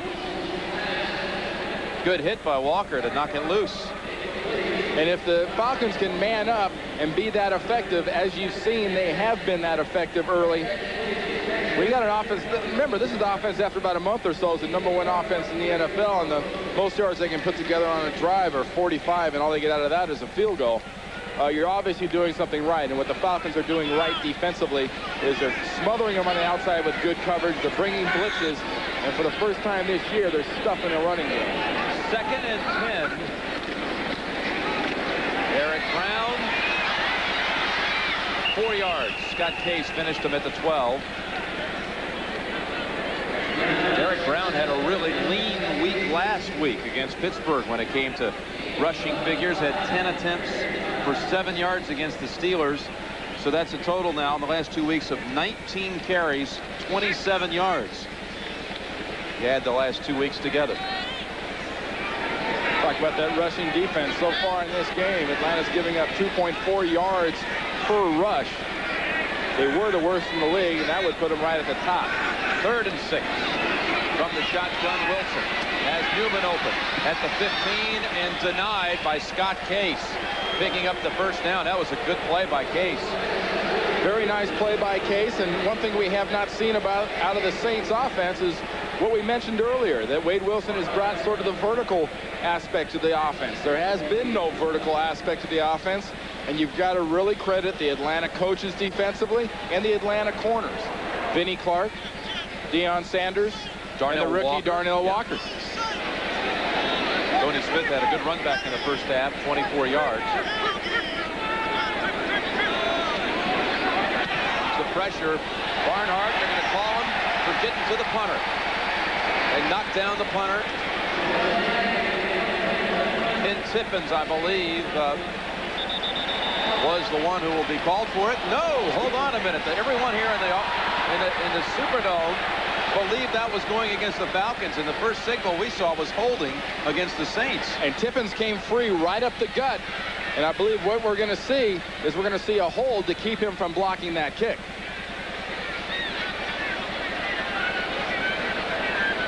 I think everyone here in New Orleans believed that was going to be roughing the punter.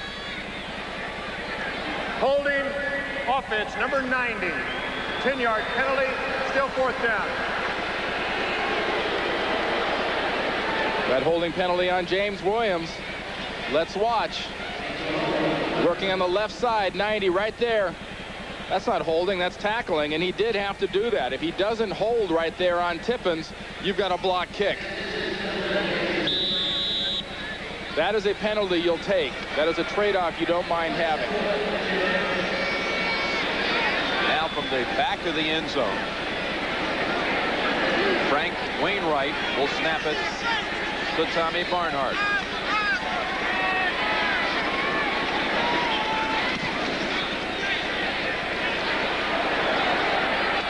Tony Smith retreating to the 40, hesitates,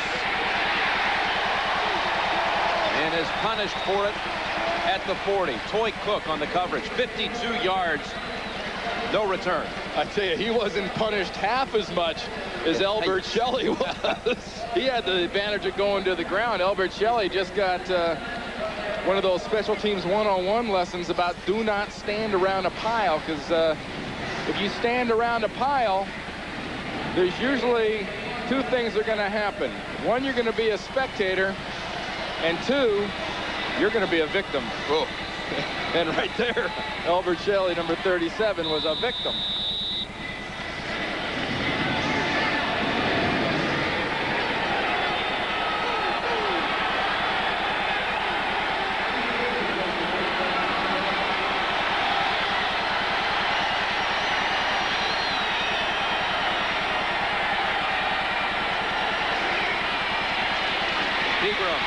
Brought down by Vaughn Johnson after 1 yard. Well, you looked at the Saints' first half possessions. Let's look at Atlanta's. And these are the Hebert possessions in that first half. Very impressive for two reasons. One, I think Hebert is really gutting it out with a bad elbow, throwing some good effective balls, getting one semi-long one about a 20-yarder to Rison. And two, the offensive line of the Atlanta Falcons, knowing they've got a hurt quarterback behind them, really took control physically of the game in the first half. Second down and 10.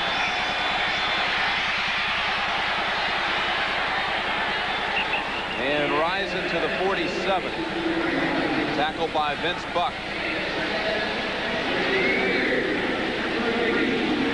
Bobby Hebert, more than any other quarterback in the league, I think, when he throws these little short passes, to me always reminds me of somebody standing in a pub somewhere throwing darts. It's very much a quick snap release, and you can see where if a quarterback like that has an elbow problem, that's when it's going to show up in that quick little zip that he may not have when the elbow's hurting.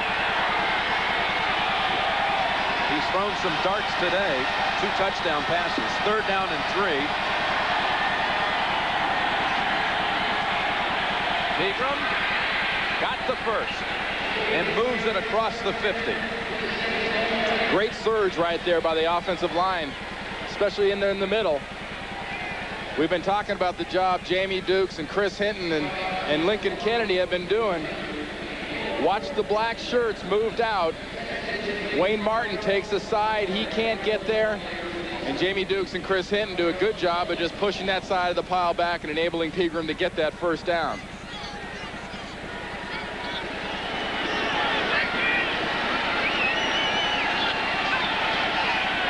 Lions a tight end in motion. First down for the Falcons. Hebert lobs it to Lions. Lions caught a pass last week.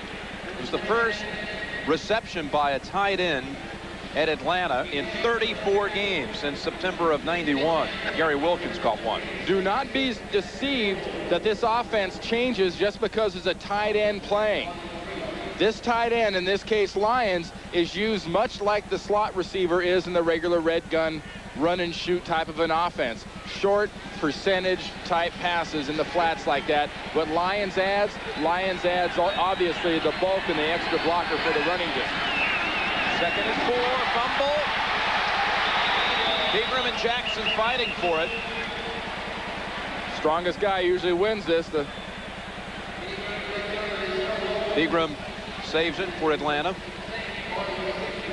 That whizzing noise you just heard, Jerry Glanville, was that bullet you dodged by Pegram recovering that fumble. Let's take a close look, see what happened. That was pretty simple to figure out. Bobby Hebert put that one right where it was supposed to be, and Pegram treated it like a fake. So, 3rd and 7.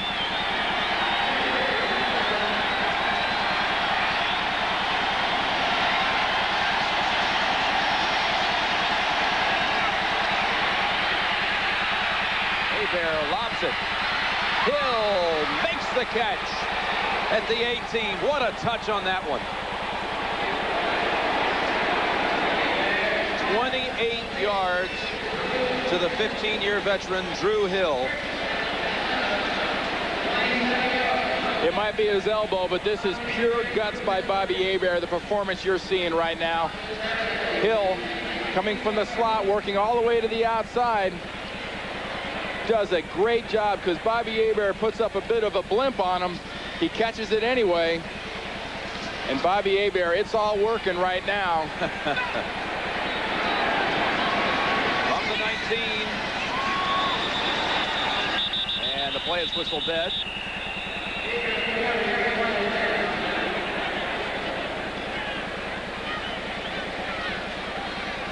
Delay. Offense, 5-yard penalty, remain first down.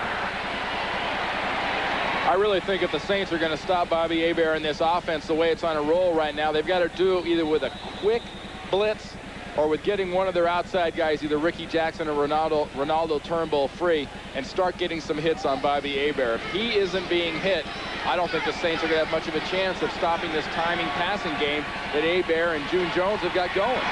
They had 1 sack on Hebert in the first half. That's by Robert Goff. 1st and 15. Hebert pounded intended. Randy, just as you called it. And Pegram ensures that it keeps Atlanta on the field with offense. Vince Buck, who hit him, was offsides on that play, Jim. They took their chance. They rolled the dice. They got their shot on the quarterback. But trying to do it, the timing was just off. And, you know, how typical is that really? When things are going bad, they just seem to mount. Hebert steals some time over on the sideline to visit with the coaches. Offside, defense, number 26. 5-yard penalty, still first down. And how about that corner blitz? It's set up perfectly, but watch Buck just cheat and anticipate and start too soon. Gets a good shot, frees the ball. Actually gets a nice little whack on that bad elbow of Hebert. You saw that ball fly out of there. 1st and 10.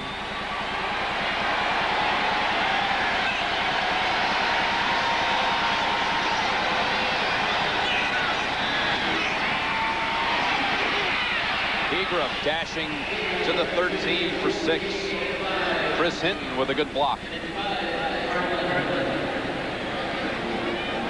Little continuation of the theme. Watch inside. You got Gene Atkins, the safety, showing blitz, trying to back up. Jamie Dukes gets a good push. Backside, Kennedy and Ken get a nice push backside. That doesn't look like much. But when you set the ball up, that's 5 yards. And June Jones and Jerry Glanville there, they've got to be extremely happy so far with the work they're getting out of Bobby Hebert and this offensive line. It is 2nd down and 5. Hebert across the middle. Mike Pritchard. Pritchard, 1st and goal to go at the 5.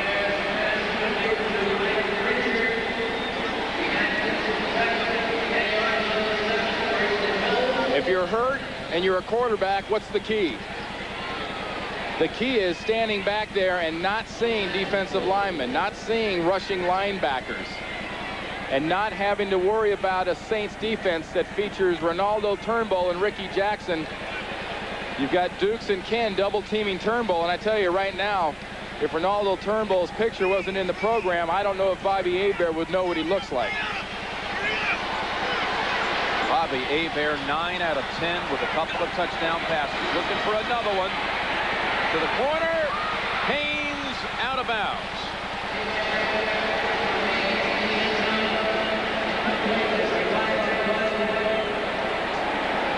There is a flag, and it's against the Saints. Illegal use of hands is going to be the hand up into the face mask. What a great try by Michael Haynes right there. It's almost like when you have great plays not only on offense but on defense, they can't award a few token points for good ones that should have been. Personal foul, hands to the face, number 57 on the quarterback, half the distance to the goal line, first down. Now let's watch this one more time. Hebert just throws this a little too far.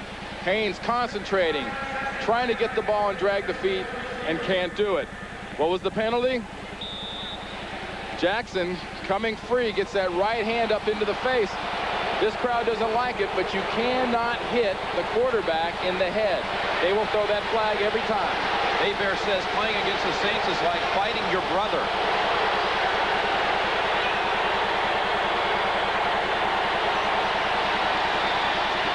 Pegram.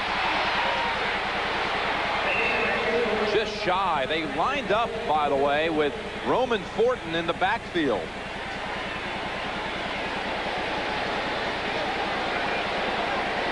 It's a formation they haven't shown much.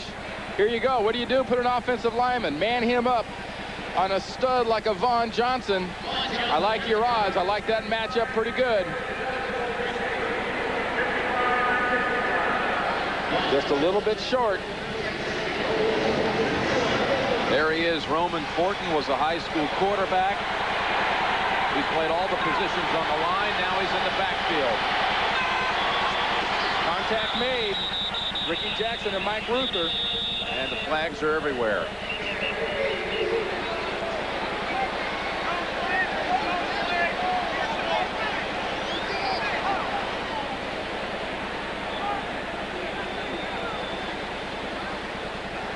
Does it seem like the Falcons offense has been on the field for a long time?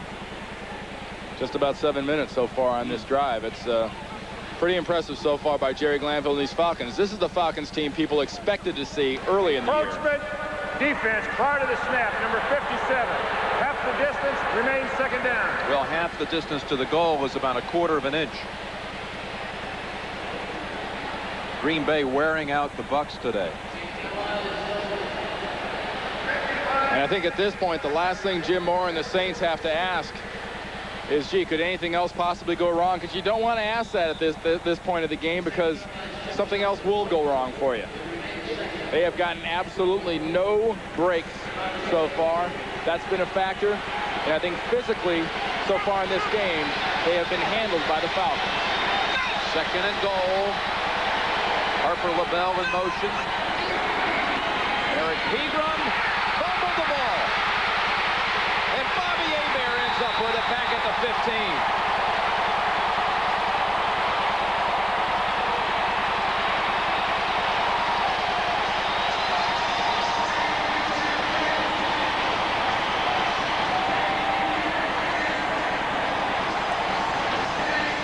Well, you got about 6 inches to go. Watch Williams and Vaughn Johnson. Vaughn Johnson, great job diving over the top, helmet on the ball. And this was just that break that the Saints haven't gotten so far. They get here. Watch 53. Mid-air, helmet on the ball, getting the inside help by Williams. So it's third and goal from the 15. Hebert to the end zone, and Risen caught it, but out of bounds.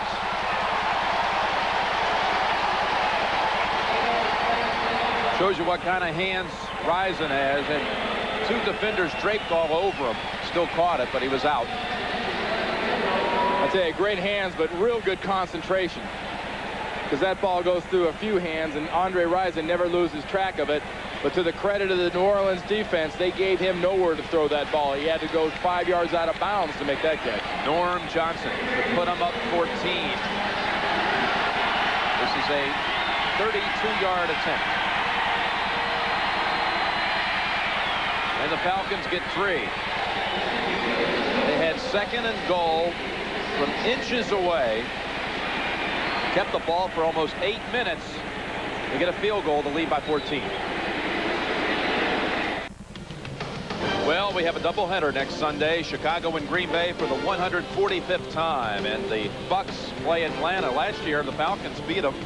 Wade Wilson threw 5 touchdowns for Atlanta last year in that game. And now Dallas and Philadelphia has been switched to a 4 o'clock start. Most of the nation will see the Cowboys against Philadelphia.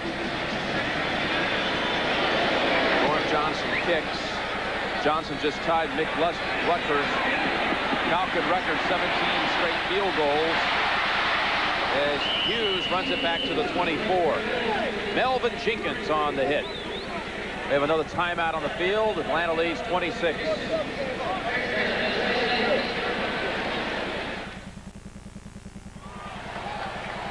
Back at the Superdome, the Saints 5-1 on the year, trail Atlanta 20-6.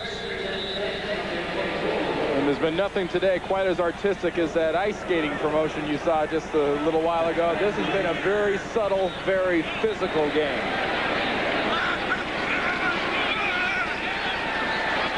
Wilson to Muster. 31 yards. Muster's biggest play is the Saint. And that's really the dimension that Brad Muster can add to this offense, much more than Craig Hayward could have. Look at that as kind of a head-to-head swap. Chicago sending Muster down here, and New Orleans losing Hayward to free agency. But Muster can get involved in the passing game. He gets involved as a fullback blocking, and he even has the ability to play a little tailback if he has to.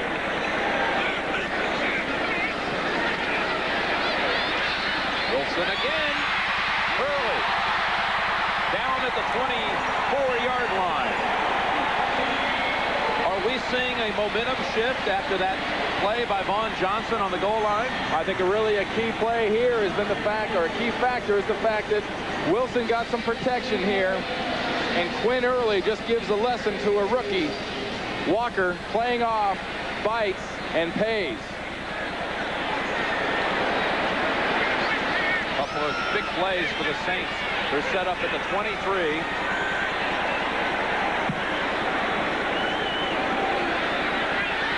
Challenge the rookie Walker. Hurley. Touchdown, New Orleans.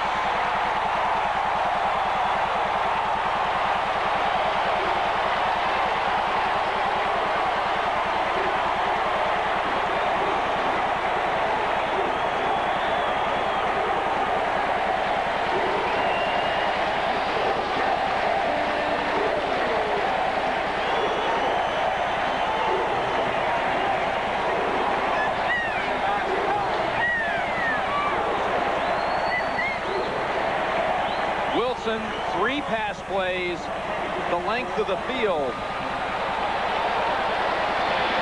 And Anderson can bring him within 7. 20-13 Falcons. They've got the rookie located, and down here they say, "Hoop, there it is. Hoop, there he is." Wade Wilson taking advantage of the rook.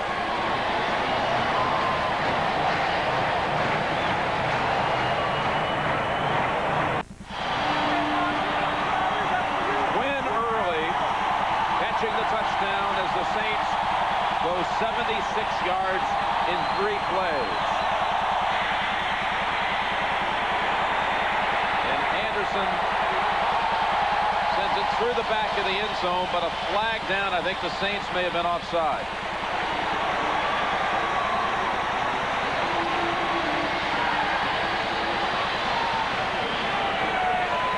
Offsides or not, this defense got fired up. The offense got fired up because of it, and this crowd is rocking.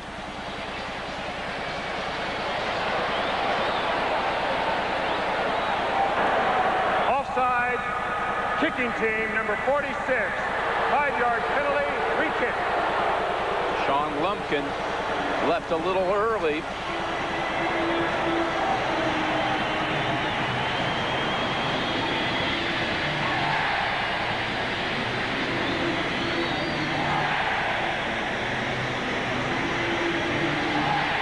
And the scary thing about Morton Anderson, I think even if you make him kick from the 30, he's going to make you return the ball from somewhere in the middle of those letters written back there that say Saints. He does not hit many short, and if he does hit them short, he puts them as high as anyone has ever kicked kickoffs. Just when it appeared that Atlanta could be trying to put this game away, 2nd and inches from the goal line, Vaughn Johnson makes a big hit. Atlanta settles for a field goal, and the Saints offense carries that momentum. This place is going wild right now.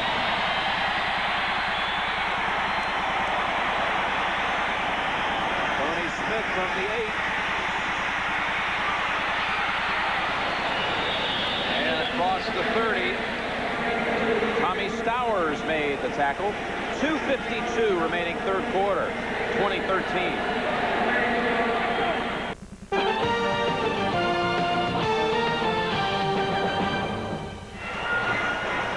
Vaughn Johnson is a linebacker respected and feared around the league because of his ability, especially his hitting ability. And this is the play that to this point has turned the momentum and such this game away from the Falcons. The Falcons, since this play, have just seemed a little bit out of wind, and the man that knocked the wind out of the Falcons was Vaughn Johnson. And I tell you, Jim, this place is going to go absolutely through the roof if this defense can stop this offense right now. First down from the 31.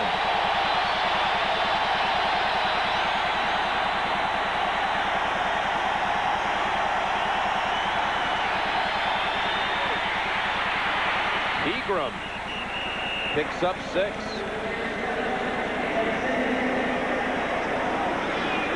Egram moving in on a 100-yard effort. And that was a kind of run where he got some pretty good blocks up front, but he made 3 people miss. The offensive line got him probably the first yard and a half or so, but he got the rest of it on his own. He has 91 yards, Randy, and could become the 4th straight opponent to rush for 100 yards against the Saints. 2nd down and 3. There he is, 1st down to the 44.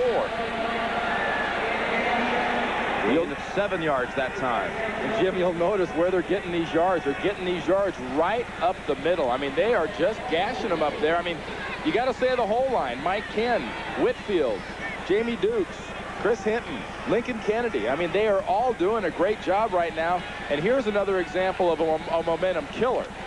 You get a team and a defense and a city that's going nuts. What do? How do you take the air out for right now? You take the air out by punching them right back. 1st down for the Falcons.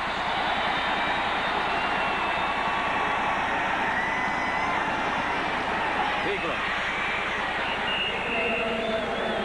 That puts him over 100. Keith Taylor on the tackle. That's the 2nd career 100-yard game for Pegram. He had 192 against the 49ers. And let's watch Vaughn Johnson. He made that big play. Mike Ken, that wasn't pretty. That wasn't textbook. But when you're in between the runner and the defender, he's not going to make a tackle. And what this Saints defense needs right here is another one of those big plays like Vaughn Johnson made at the goal line. 2nd and 6. Final minute of the 3rd quarter. Lions to the New Orleans 40. The rookie tight end from Michigan State with a 12-yard reception. His 2nd catch. And Bobby Hebert, utilizing this short passing game, has turned Lions from a blocker and a non-factor into actually a bit of a weapon here today. He's got some very key receptions for the Falcons, and that's a big one because that enables this drive to keep going, and it also enables Jerry Glanville to stand on the sideline and say, let's keep pounding this run. 1st down from the 40 of the Saints.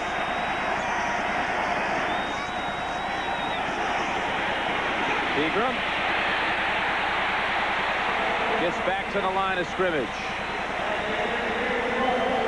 And that's the end of the 3rd quarter with the score Atlanta 20 and New Orleans 13.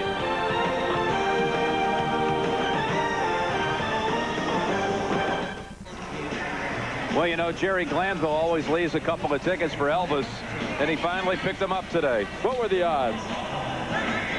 Well, Elvis, maybe in 2 years he'll be in the stands rooting for the Hound Dogs.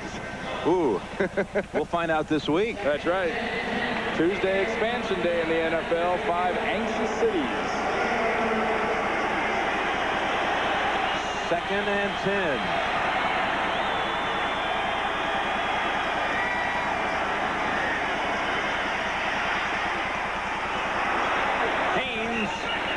At the 27, 13 yards.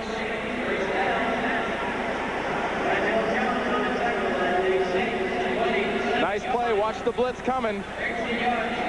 Gene Atkins, good job by Eric Pegram picking up the blitz and flipping Atkins over. And you know, Hebert is not zipping the ball, but what he is doing, he's standing in. He's getting hit occasionally, but always after he throws, and he's putting the ball right on the mark. He's allowing for the lack of speed with timing.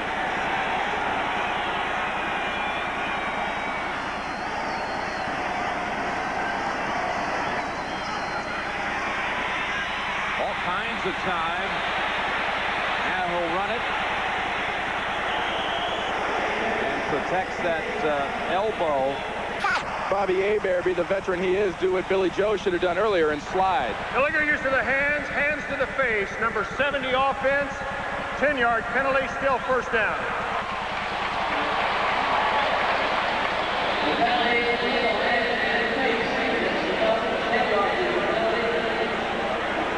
A penalty on Bob Whitfield, Jim, and it does sort of push him back to the outer reaches of Norm Johnson's reasonable field goal territory. It'll be 1st and 20 with 14 minutes remaining in this game.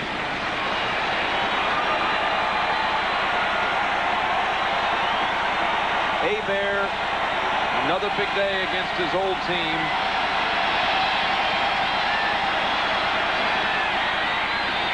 Ingram ridden down by Ricky Jackson at the 33, a 4-yard run.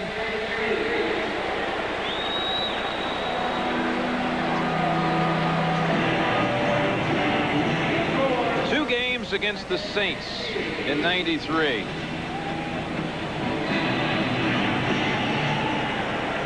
I think he'd be happy with those figures. Well, look at this. Catch this. How do you signal your receivers when you're feeling good about something? He's signaling the receiver or Ronaldo Turnbull over there on his left-hand side and telling him, hey, I know you're there. 2nd and 16.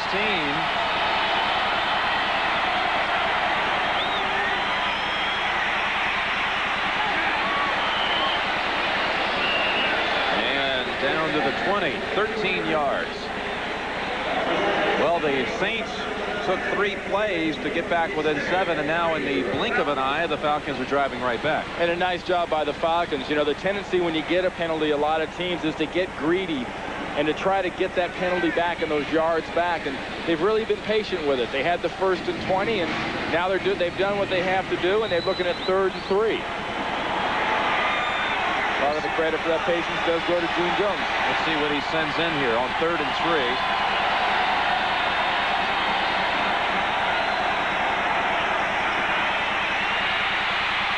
After Hebert, they throws across the field, and the ball was tipped. Tipped by Toy Cook. Pressure from Keith Taylor as Hebert released it. He's passing to Mitch Lyons.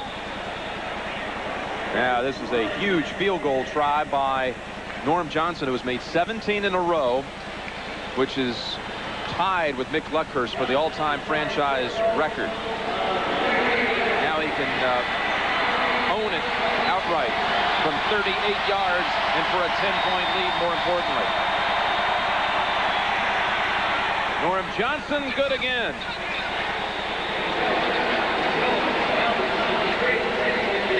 We'll return to the Superdome after this message from your local station. You're watching the NFL on CBS.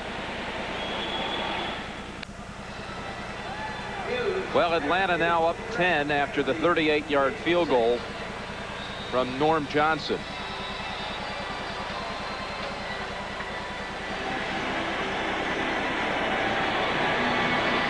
"18 straight, an Atlanta Falcon record.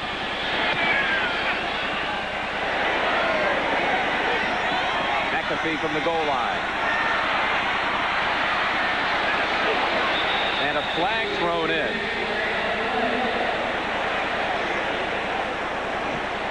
Look at big Derek Kennard run over there so fast. Unless you're guilty, you don't run that quick.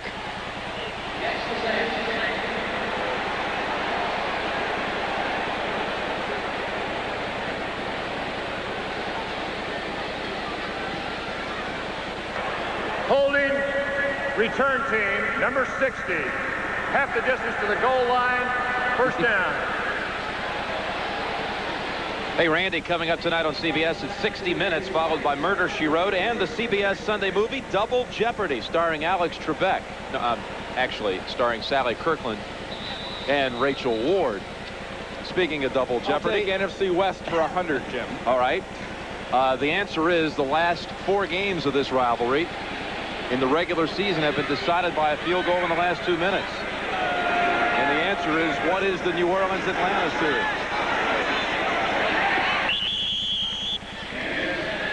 And early with a catch to go out of bounds at the 13.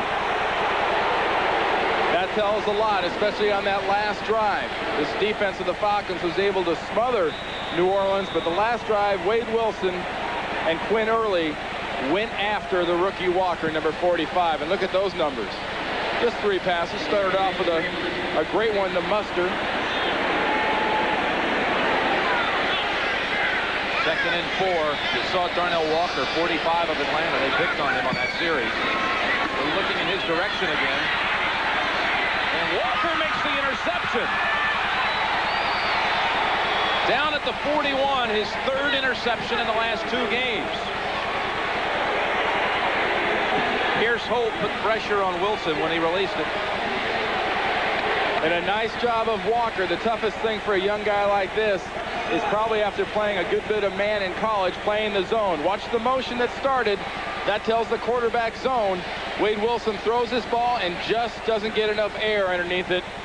A nice play by Walker. Remember the soft cast on Walker's hand. And a great play also by Pierce Holt, doing something he's done all season long, and that's grind and sweat and bleed and just get anywhere he can and do anything he can to distract a runner or a quarterback. And Wilson's throw a little short, and Walker takes advantage. Wilson picked off for the second time today. Sanders had one in the first half. Now it's Walker, who told us it was quite a thrill meeting Deion Sanders just prior to that game against the Rams.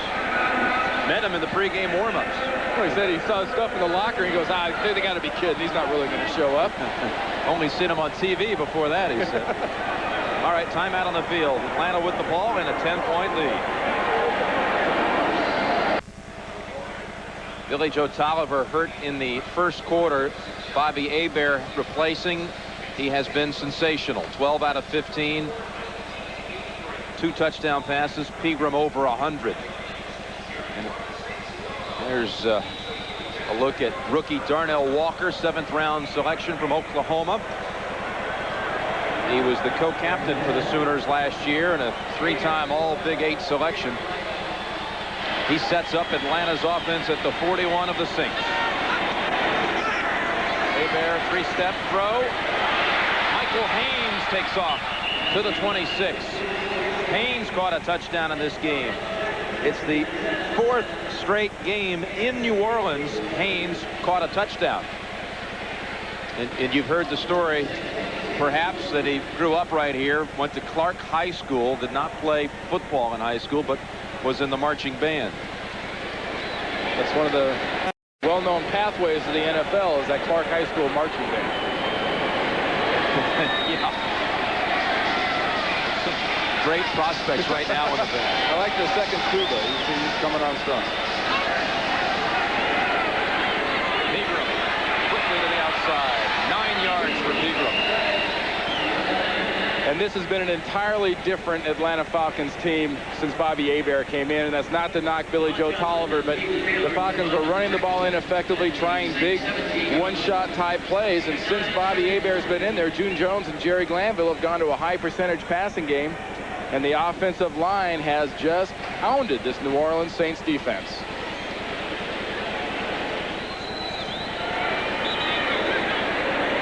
Second and 1 coming up. We're under 10 minutes now to go in this game. 9:50.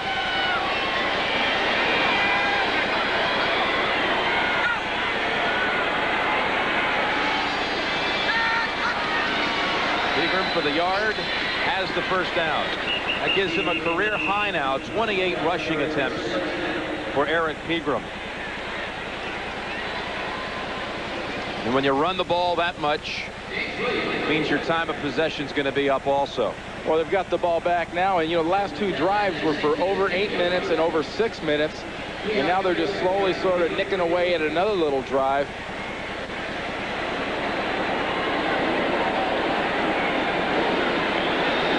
They'll snap this ball now.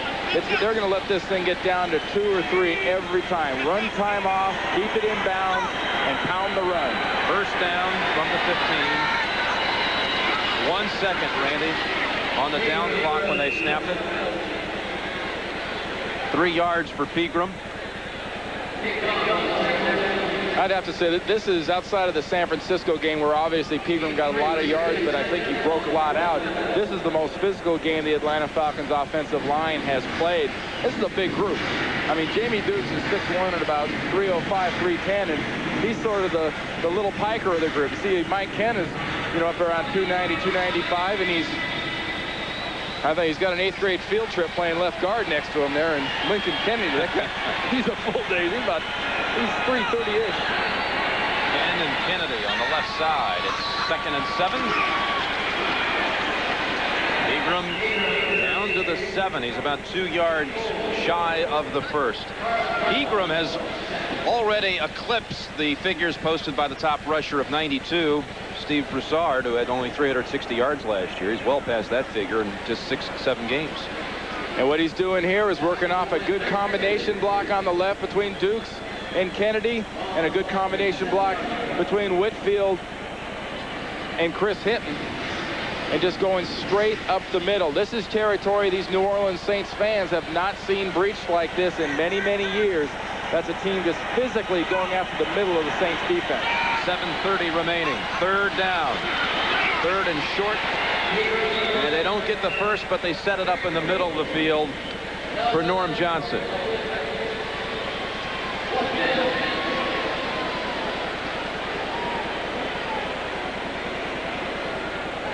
So a career high attempts.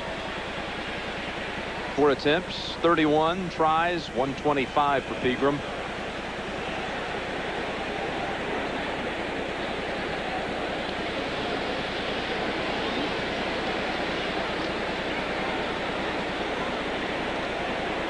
And a field goal here sets it up in sort of like uncomfortable territory with a rivalry like this. You talk about all these last-minute plays. You know, they get a little field goal here, they'll go up by 13 points. And these games between these two teams are usually decided by 3 or less.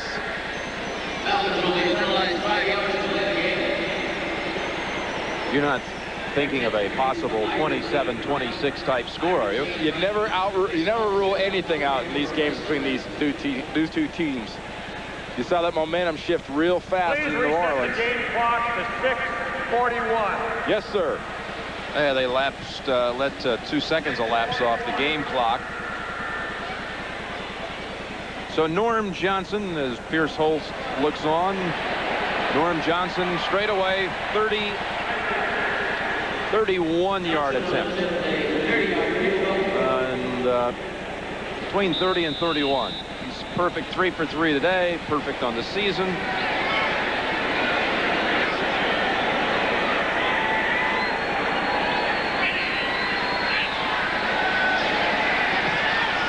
Johnson hugs the right side, and we're getting picky now, but he's good again. 4 for 4 today, Norm Johnson, and the Falcons doubling up the Saints 26-13. CBS Sports coverage of the National Football League is sponsored by the new Dodge, a division of the Chrysler Corporation. Coors Light, aged ice cold for that pure taste of the Rockies. Reach for the silver bullet, the right beer now. Intel, the computer inside. And by Castrol Syntec, the synthetic oil that protects in ways other oils can't. 6:26 to go in this game. 26-13 Atlanta. 2 Hebert touchdown passes, 4 field goals by Norm Johnson. Tyrone Hughes running it back from the 7. Room on the sideline.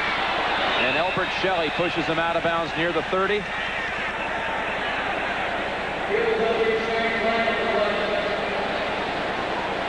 There is a flag down. There was a hit awfully high around the head there at the sideline. But no, it's holding.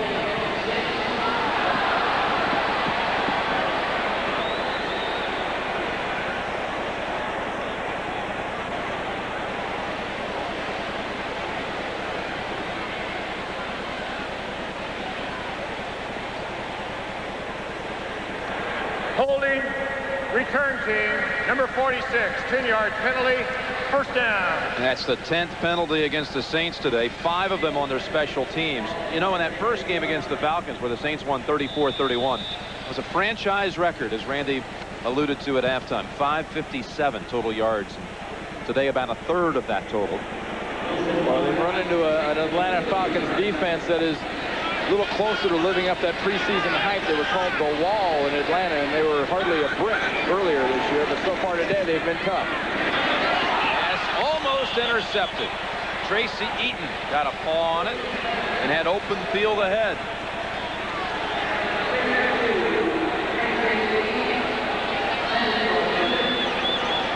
One of the coaches from Atlanta was talking about the fact that a lot of the guys in the secondary have just batted down some balls this year that they could have just as easily picked off. The key really for the Falcons has been up until last week, Jim. They've had some balls batted down, but they've had very few of them touched. A lot of completions, high completion percentages. 2nd and 10. field down at the 28. About a yard shy of the first. Eaton and Tuggle combine on the tackle.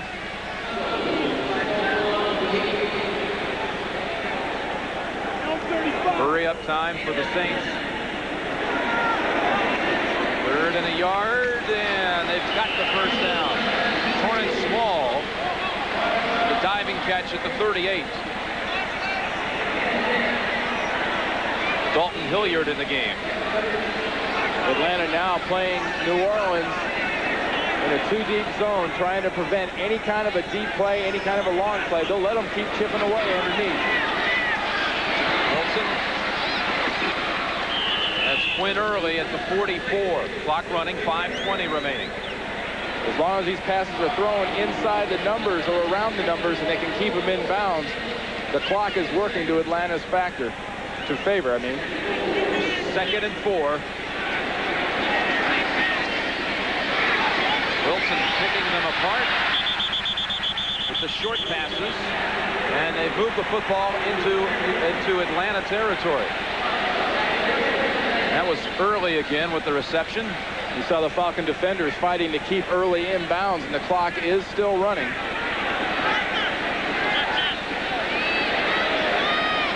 Wilson's been throwing to Early and often. 8 times. Here's Hilliard. Smashed at the 38. Saints have 3 timeouts left. They're running this hurry-up offense now in hopes of driving down, getting a score, and if they see the ball again, saving their timeouts for their next possession. Quinn Early, by the way, the 8 receptions and a touchdown. 8 receptions at career high. There's Small again. Down at the 28. This is looking way too easy if you're a Falcon fan. It's that dreaded 2-minute offense, 2-minute defense, I should say, that prevent, because all it usually does is prevent you from winning. But if you're a Falcon or a Saints fan, you're watching this game, you've seen too many of these kinds of finishes.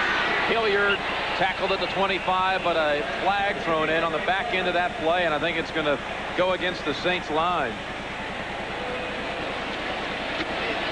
Looks like it was big Jim Dombrowski in at left guard, working for right guard. Actually, for Derek Kennard started the game, but Dombrowski's in there. Holding offense, number 72, 10-yard penalty, still first down. 72 working at the left guard. Watch that left arm. See the little hook and grab? Working against Mel Agee there, and Dombrowski held him. They threw the flags at both of them. Dombrowski tries to bury one under the turf. 3:46 remaining. 1st and 20. Saints trail by 13.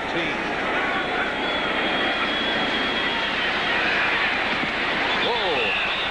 Hilliard was the intended receiver. Jesse Tuggle took a pretty good pop at him.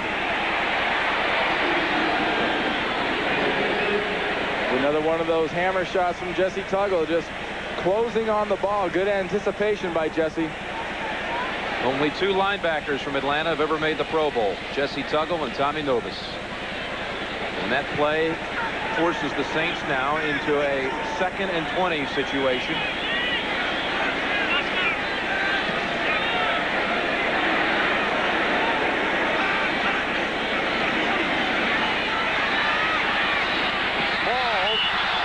Was right in his hands. It's the 2nd one today he's dropped.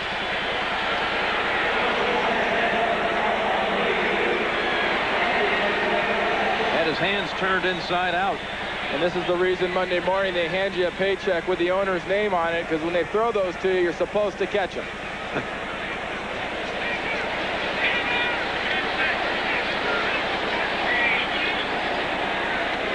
So 3rd and 20.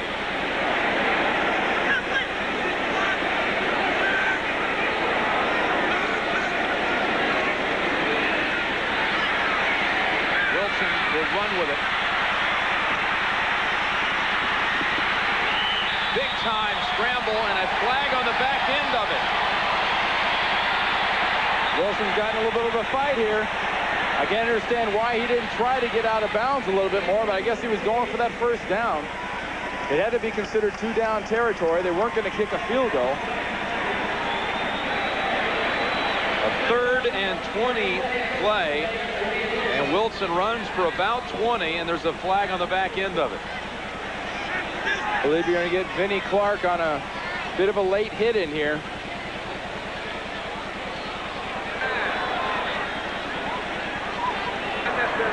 Personal foul, unnecessary roughing. Number 27, half the distance to the goal line. First down. That was Vinnie Clark. And a nice job by Wade Wilson. Sees something coming, says it's not there, and decides to run. Got a good block here. Watch Jesse Tuggle right there. Yep. Derek lowers his head, and there you saw Vinnie Clark, 27, right at the end as he was down on the ground, sort of jamming that helmet and shoulder pads into Wade Wilson's back, and Wade Wilson let him know what he thought about that. That's a quarterback that'll fight. You talk about Tolliver being tough. Wade Wilson's another Texan that'll go after you. Derek Ned with a beautiful block on Tuggle. 1st and goal from the 9. Wilson through the arms of Quinn Early.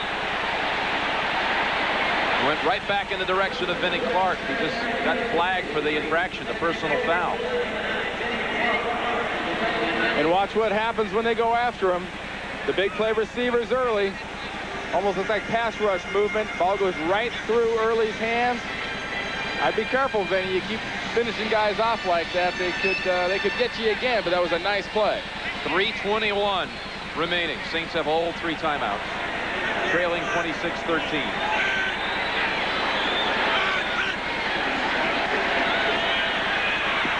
Flushed out, dumps it off to Hilliard. And dropped at the 4. There's a timeout called by the Saints. They will face 3rd and goal from about the 4.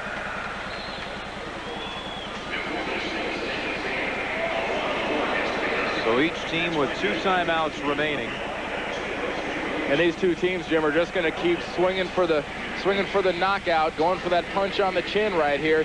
They don't quit until the last gun is sounded.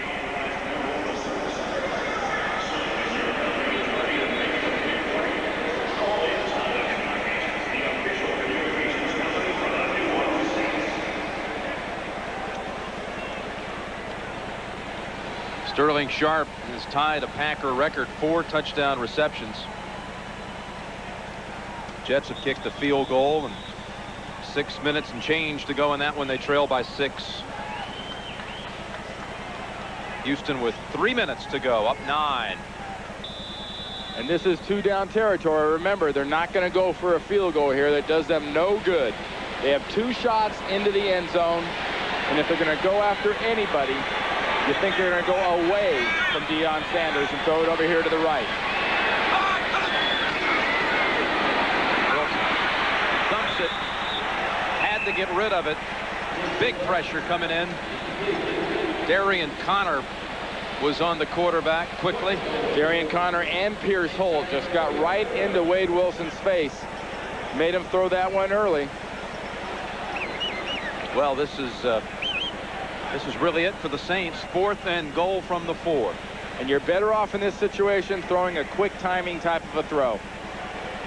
The longer you hold it, the longer you're going to give this defense a chance to get after you. If you're Wade Wilson, you either want to throw a quick little fade over the top and let Early get it, or you throw a timing slant.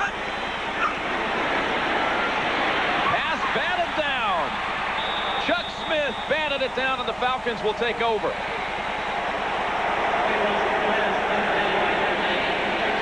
I couldn't tell if the receiver was open, but Chuck Smith got a big paw on it, and the Falcons 3 minutes away from their 2nd straight victory. Here's Chuck Smith right here, and he's going to be working against the rookie, Willie Roaf. Watch this. Roaf a little soft. Smith is able to drive him back, but that plays back into the fact that it had to be a quick pass, had to be a slant, had to be a fade, because you can't let a defender get in your face like that. He'll knock down the pass. So 3 minutes remaining. Saints can stop the clock twice, plus they have the 2-minute warning.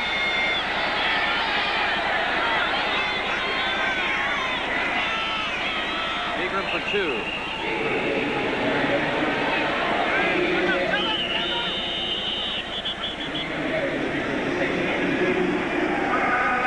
Saints now use the timeout.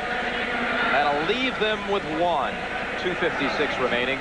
We have an update. Let's send it back to you, Greg Humble in New York. All right, Jim, in Tampa, what a day for wide receiver Sterling Sharp of the Green Bay Packers. 4 touchdowns today, 10 receptions, 147 yards, and it's a 37-14 Green Bay lead. All the highlights and scores coming up on the postgame show. Jim? All right. Thank you, Greg. We'll look forward to that. The Atlanta defense came into this game ranked 28th in the league. The only reason they weren't ranked lower than that is because the Baltimore Bombers and the Charlotte Panthers don't get into the league until Tuesday. Otherwise, they would have been 30th. Let's not be prejudiced. There's still five teams involved here. What do you think about that? Who do you think really will get the? What 2 cities will get the? I have a hard time getting real excited about having teams get expansion teams like this one and this one that have already had teams and don't have them anymore. I think some little new blood is due in the NFL. 2nd and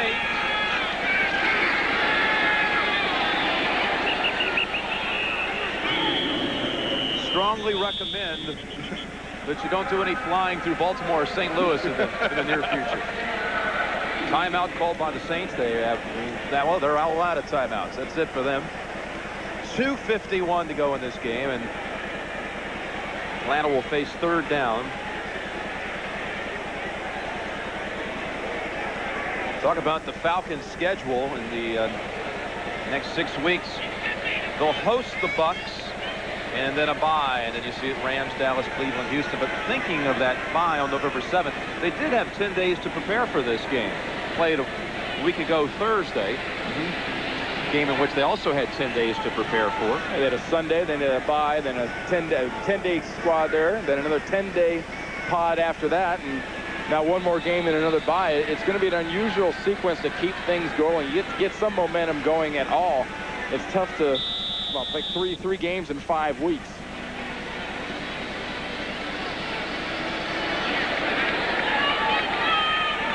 Third and 6. 2:51 remaining. Saints are out of timeouts.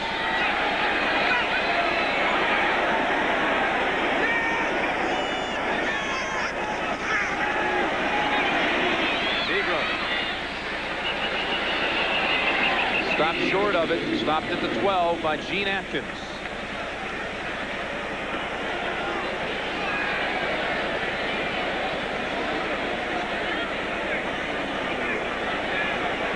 So now the Saints special teams need to come up with a big play.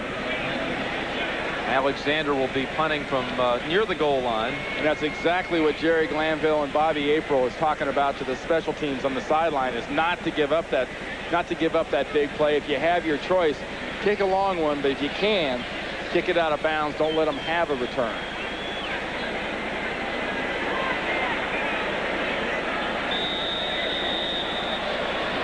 They take the delay of game penalty, which even pushes Alexander a little deeper into the end zone.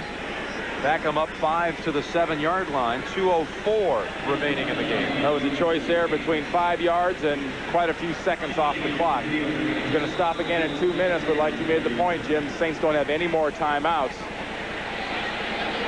This has just been a great rivalry in general. You don't ever stop paying attention to this game until there's no time on the clock. Alexander has never had a punt block in college, and now in his first season in the NFL. It's a 50. Yep.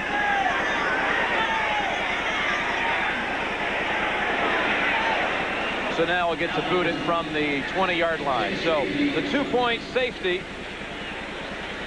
Runs another 8 seconds off the clock, and it still takes 2 touchdowns to beat him.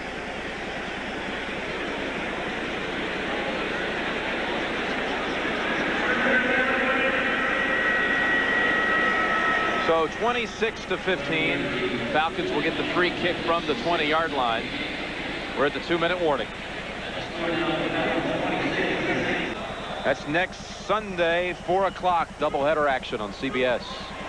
That's the 4 o'clock game, Philadelphia and Dallas. And here's the free kick Tyrone Hughes running it back. And hit at the 37 by Alton Montgomery. By the way, the Eagles and Cowboys will go into that game off of a bye week. The only team from the East playing today is Phoenix. They'll be playing the 49ers.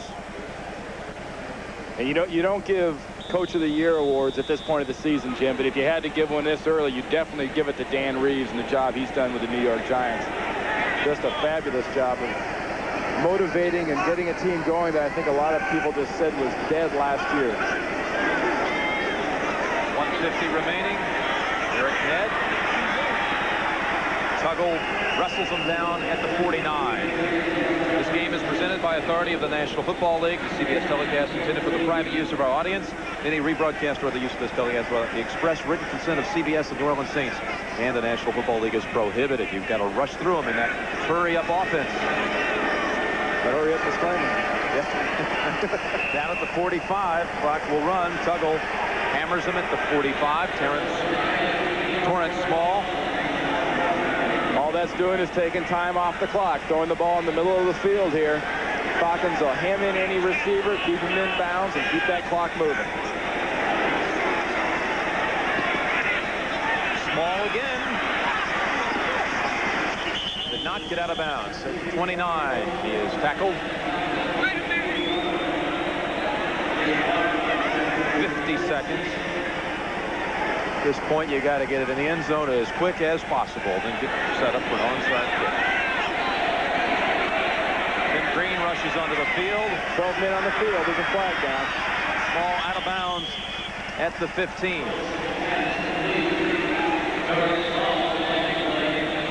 36 seconds remaining.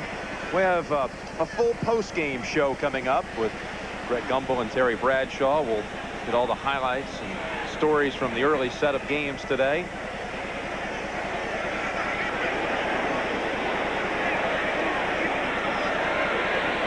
You see Tim Green just sprint from the sidelines and right into a full blitz on the quarterback. Offside, defense, penalties declined, first down. So 36 seconds remaining. One of the great guys in the league, Tim Green. Undersized defensive lineman and author. Very good book, Ruffians, that was just released this fall.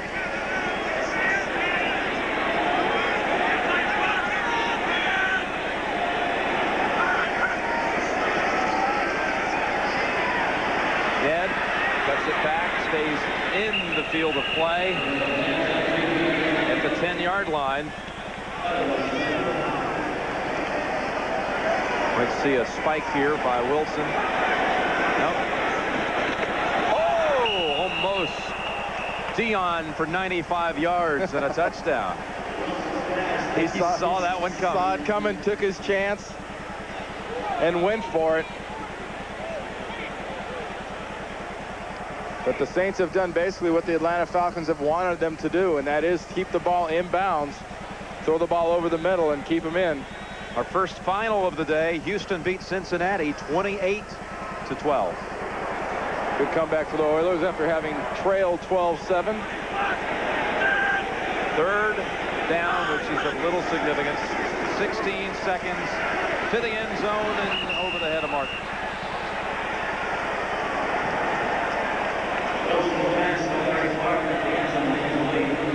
Wade Wilson's very lucky. Jim Dombrowski tackled Pierce Holt, or he would have smacked Wilson. Wasn't called holding, but it was a full-on WWF takedown.